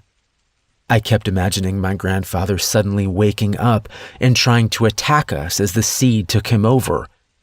Or, perhaps worse, him just disappearing entirely if the seed became damaged during extraction.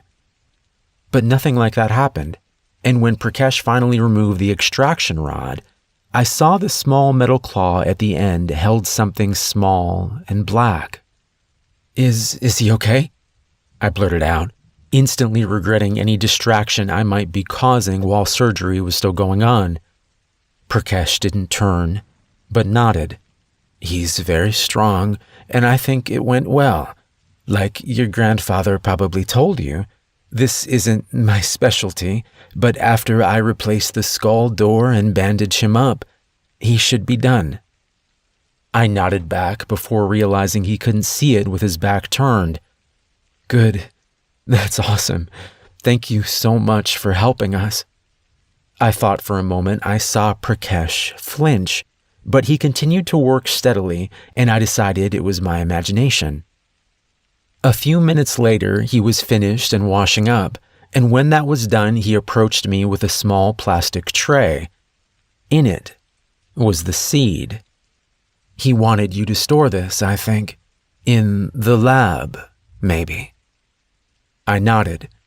In the days leading up to this, my grandfather and I had talked about a number of things, but much of the time was spent on showing me features of this place and teaching me more lessons about hunting. Most of it would come out casually in the way of a story about this or that, but I knew he was trying to prepare me for if I decided to stay and help him, or if he didn't make it, prepare me if I decided to carry on his work. I wasn't sure I knew the answer to any of the longer-term questions, but as the surgery day drew closer, I knew that at the very least, I was going to see him through it and make sure he was safe. And what Prakash was saying was true. My grandfather had wanted to store the seed in a secure freezer in case it didn't dissolve this time. He theorized it was possible since it was being extracted rather than disappearing from a corpse, and if it did stay, he wanted it safely confined and available for study. Seeing it held out to me in that plastic tray, it seemed like a physical manifestation of my relief that it was safely out of my grandfather. I smiled at Prakash, fighting the urge to give him a hug and reaching for the seed instead. I left the vault and went to the door of the lab, Prakash following behind. He was saying something about how impressed he was with my grandfather's setup down here, but I was hardly paying attention. Holding the seed, even in a tray, felt something akin to holding a poisonous snake, and as I carefully walked it into the lab, my eyes never left it. This was likely why it was so easy for Prakash to reach forward, yanking the gun out of my belt, holster and all, while shoving me forward with the other hand. I stumbled forward, my first panic thought of not dropping the seed, which rolled dangerously close to the edge of the tray's raised lip before setting back into the bottom. It then struck me what had actually just happened, and I turned to see Prakash slamming the door shut, his face looking sad as the slab of metal swung in and obscured him from view. I cursed and sat down the tray gingerly before running to the door. It was designed to lock from the outside in case there was ever a problem in the lab, and I knew of no other way out. I beat on the door with my fist, screaming for Prakash to let me out, but there was no response. I tried to calm down, searching the door for any signs of weakness I was overlooking. It was a sturdy metal door, and the hinges were on the outside as well. I looked around the lab for something I could possibly pry the door open with, but there was nothing I could see that would make a dent in the job. Finally, I went back to yelling and pounding on the door, slamming against it hard enough to break my collarbone. At this point, as I lay defeated and weeping at the bottom of the door, I knew at least 15 minutes had passed. Prakash could have easily killed him already or something even worse. He could be carrying him off to be tortured right now, and it was all because I thought it was over and let my guard down. I failed in the one thing my grandfather asked of me, to keep him safe. I beat my head with my fists as I cried harder. I could feel myself slipping closer to some dark nadir of self-loathing and despair, and I forced myself to stop. Now was not the time for this weak bullshit. I needed to think, to try and be more like him. I needed to be smarter and better.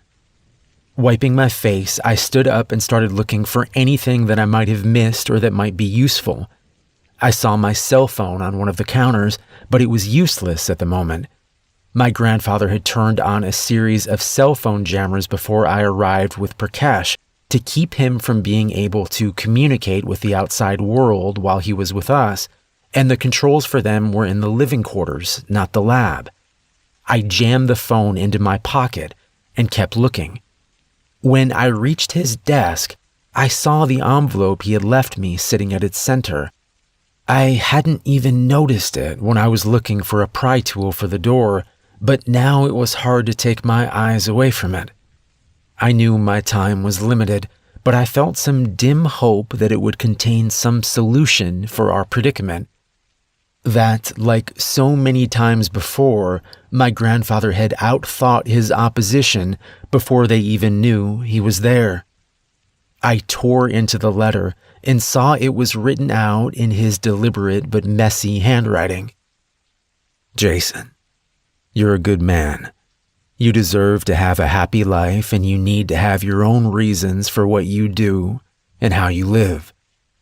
I've asked a lot of you, and for the last few days I've been preparing you for this kind of life, but that's wrong and selfish of me. I won't ask you to sacrifice your happiness to continue my work after I'm gone. If you ever decide you want to, this place is yours, but I honestly hope that you don't. Hunting these outsiders is an important cause, but it's a very lonely life. I started out of pain and revenge, out of not caring if I lived or died. I've come to realize those aren't good reasons, or at least not good enough. And those aren't burdens I'd ever want for you. If I had to do it over, I'd have spent more time with you and your parents instead of pushing you all away. But life is a series of choices, and I can live with mine. I've managed to help those I could, and I got to spend the last few days with you. Hopefully I'll get to see you again, but either way, I'm satisfied with how things have turned out, and I hope you are too. I love you. Grandpa. Reading his words, I felt a swell of love for him. I also felt the resolute certainty that he was wrong. Looking back on the last few days, I realized I had felt a growing sense of purpose and rightness that I never had before. At times it had been terrifying, and I had no illusions I would be as good at it as my grandfather was. But I felt like I was capable of helping him, of helping others, and that it was what I was meant to do.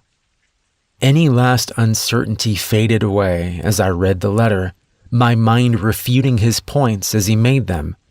This could be a good and full life, and it didn't have to be lonely or done for the wrong reasons. And whatever my grandfather's reasons for starting down this path, I knew that he had stayed on it because he was a good and strong man that couldn't stand by while those evil things hurt people. And I was going to tell him that in person. I put the letter down, my mind racing as everything seemed to slow down around me. I had to be at 20 minutes now. If my grandfather was dead, time was less of an issue, but I doubted he was. Not yet. Assuming Prakash was taking him away from here and wanted him alive, he probably needed to stabilize him farther and then prep him for being moved. It was a guess, but that would probably take 15 or 20 minutes if he was having to monitor his vitals and keep him medicated enough to stay under without killing him. He then had to physically drag him up and out to a car, find keys for the car, and drive away. Another 10 minutes given how much larger my grandfather was than Prakash. That meant I might have 5 to 10 minutes before they were gone. That would have to be good enough. I ran to the refrigerator where he stored blood and tissue samples of outsiders. Looking through the blood vials, the most recent 2 were dated 3 months earlier. I had no idea if this was going to work and if freshness had anything to do with it, but it was the best chance I had at this point. I gave the vials a shake, uncapped the first one, and drank it down as quickly as possible. Immediately, my gag reflex tried to rebel against my plan. Punching my leg, I fought down the urge to vomit through gritted teeth and then uncap the second vial. Down the hatch. There was no nausea now, and I thought maybe the trouble was past. Then my midsection flamed into white-hot pain that dropped me to my knees. I would have screamed if I was able to, but there was no air left in my lungs, or in the world at all, it seemed. I fell onto my side, clutching my stomach with both hands as the pain rolled upward into my chest. I felt myself spasm once, twice, and then the pain was suddenly gone. God, I said, ragged breath slowly coming back to me. Okay. Part 1 done. Ideally, I would have waited longer before the next step to ensure that the blood had time to take, if it was going to take at all. But there was no time, and I was just going to have to hope for the best. Leveraging myself back to a semi-standing position, I used the counter to shuffle around to where the plastic tray sat. I swallowed my revulsion at the sight of the seed sitting there, its black surface reminding me of the dark surface of a spider's abdomen as it sat hunkered down and quietly dangerous. Not giving myself more time to think about it, I picked the seed up and swallowed it quickly like the world's bitterest pill. It had almost no taste other than being faintly salty, and I suspected that taste was coming from the bits of brain fluid clinging to its surface. I held onto the counter and waited, my worry building that ingesting it would either do nothing or just make it easier for it to take me over, blood or no blood. After a minute with no change, I walked slowly back over to the door and put my ear up to it, trying to hear any signs of what Prakash was doing or if my grandfather was still alive. At first, I heard nothing. Then I realized I was hearing something after all, a small popping sound, but it wasn't coming through the door, and as I turned and looked around the lab, I couldn't find its source there either. That's when I realized it was my collarbone knitting back together. Within a couple of seconds, the pain in my shoulder was entirely gone, and as I slammed my fist into the door again, I could feel the change immediately. My arms felt stronger, more solid, and with each blow, I felt the door starting to give way more and more. When I felt the first hinge pop loose on the other side, I shifted to kicking the door. 3 kicks later, it was down, and I was out. I looked around, but I saw no sign of anyone in the hall or across in the living quarters. Heading into the vault, I was terrified I'd find my grandfather's dead body laying on the metal table, but it was thankfully empty. That left outside. I ran upstairs and was heading outside to see if the cars were still there when I caught movement in the corner of my eye. I turned back to see Prakash hunting for a set of keys at the little corner workshop my grandfather had set up in the above-ground warehouse. When he heard me approaching, he spun around, his eyes wide. You stay back. I'm warning you, I'll shoot you." He glanced down, and I could tell by his expression that he had left my gun in the car. "It doesn't look like you will. Where's my grandfather?" His eyes darted towards the cars outside, but he was already shaking his head. "I have to take him. They found me. They found my family. If I don't take him to them, they're going to take my wife, my baby girl.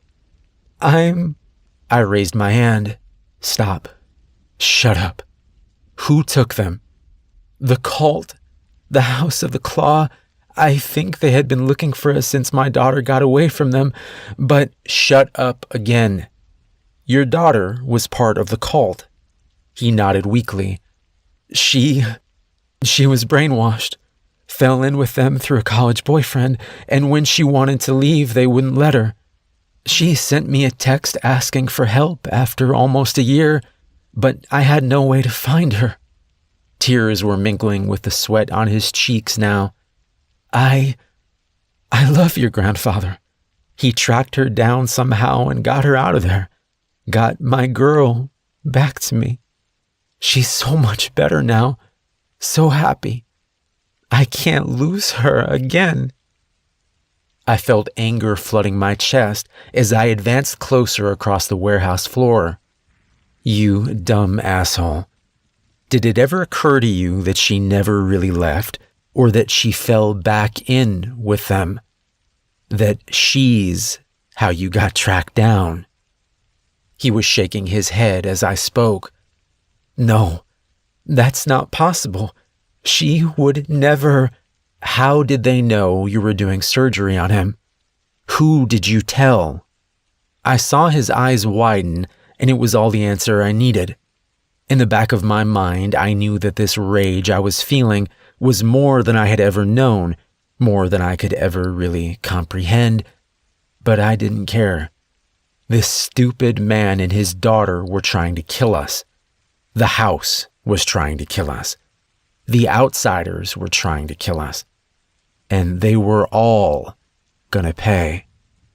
As I reached the first workbench and started around it, Prakash tried to dart away around the other side, but he was far too slow. I snatched him back and threw him against a table, several wrenches and screwdrivers falling off their hooks and clattering to the wood below. Gripping his throat, I fought back the urge to squeeze harder as I brought his face up to mine. No more bullshit. Where's my grandfather? His nose was running with snot now, and it seemed to physically pain him to say the words when he spoke. In the pickup out there, passenger seat. He's sedated, but alive. I nodded. Good. Now when and where were you supposed to take him? He tried to shake his head again, and I gave his throat a hard squeeze. He croaked out, I can't tell you.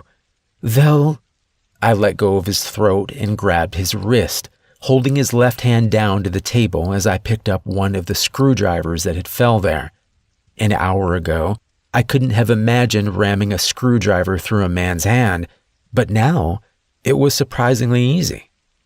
After his hand was pinned, I slapped him hard across the mouth to stop his screaming. He gave out a wet sob and then told me he was supposed to be meeting them in a motel a couple of hours away at 10 o'clock that night. He told me the name of it and said he already had a room key in his pocket. I took it out and saw from the plastic keychain it was the room 609 at the Sunset Motor Lodge, just like he had said. Look, I've told you everything I know.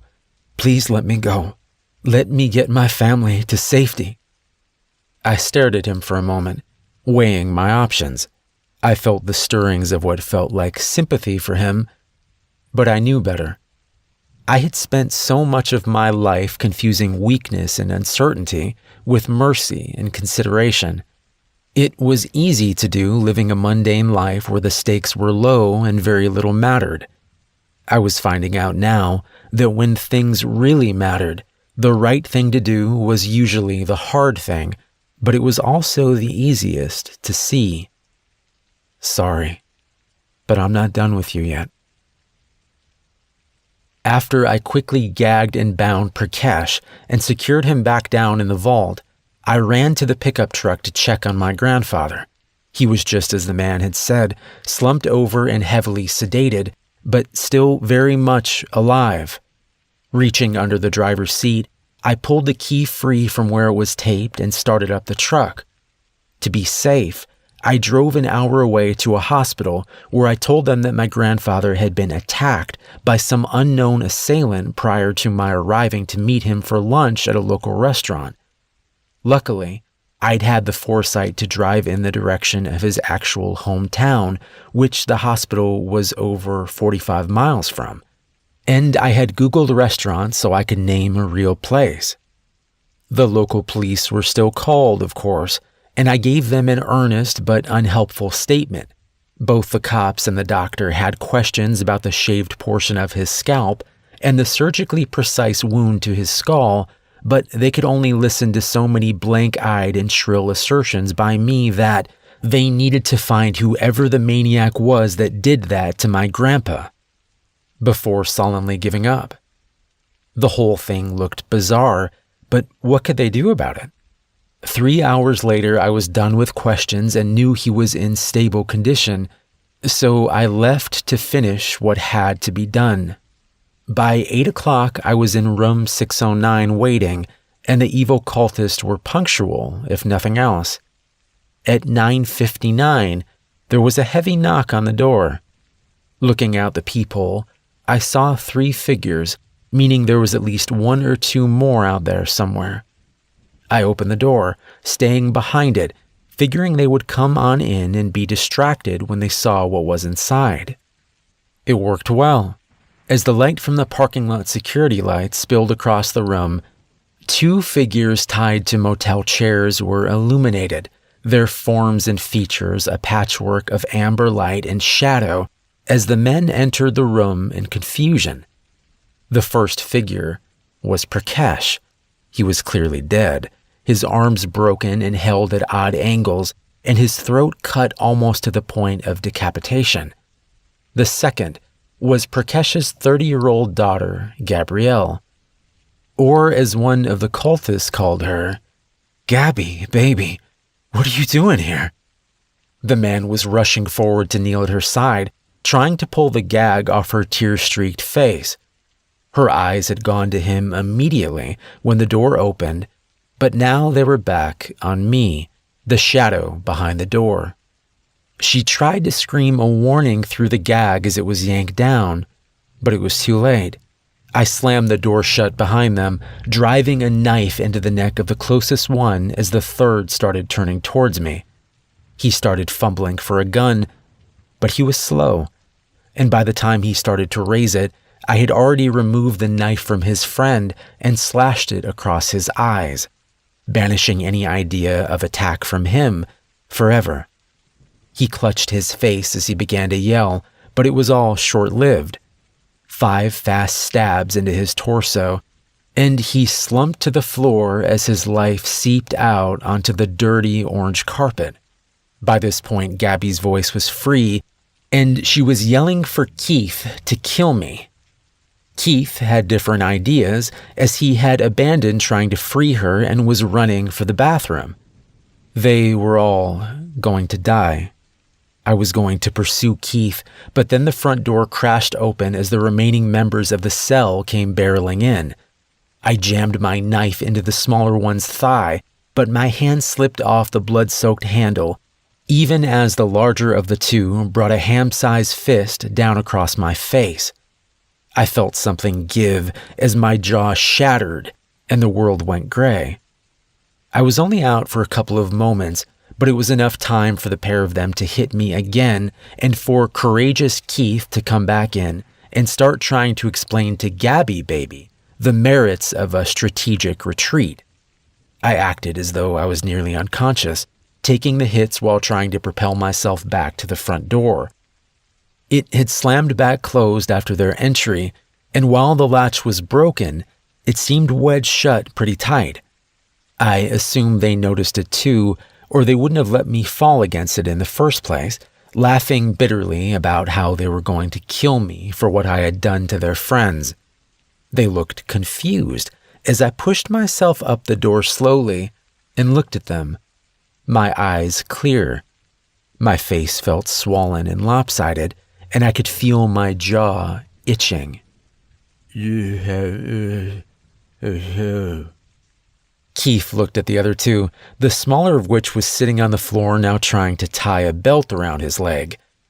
What the hell is he saying?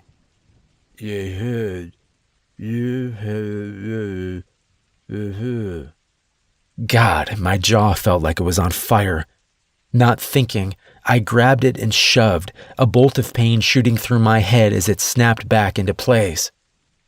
I said, "You haven't noticed the smell."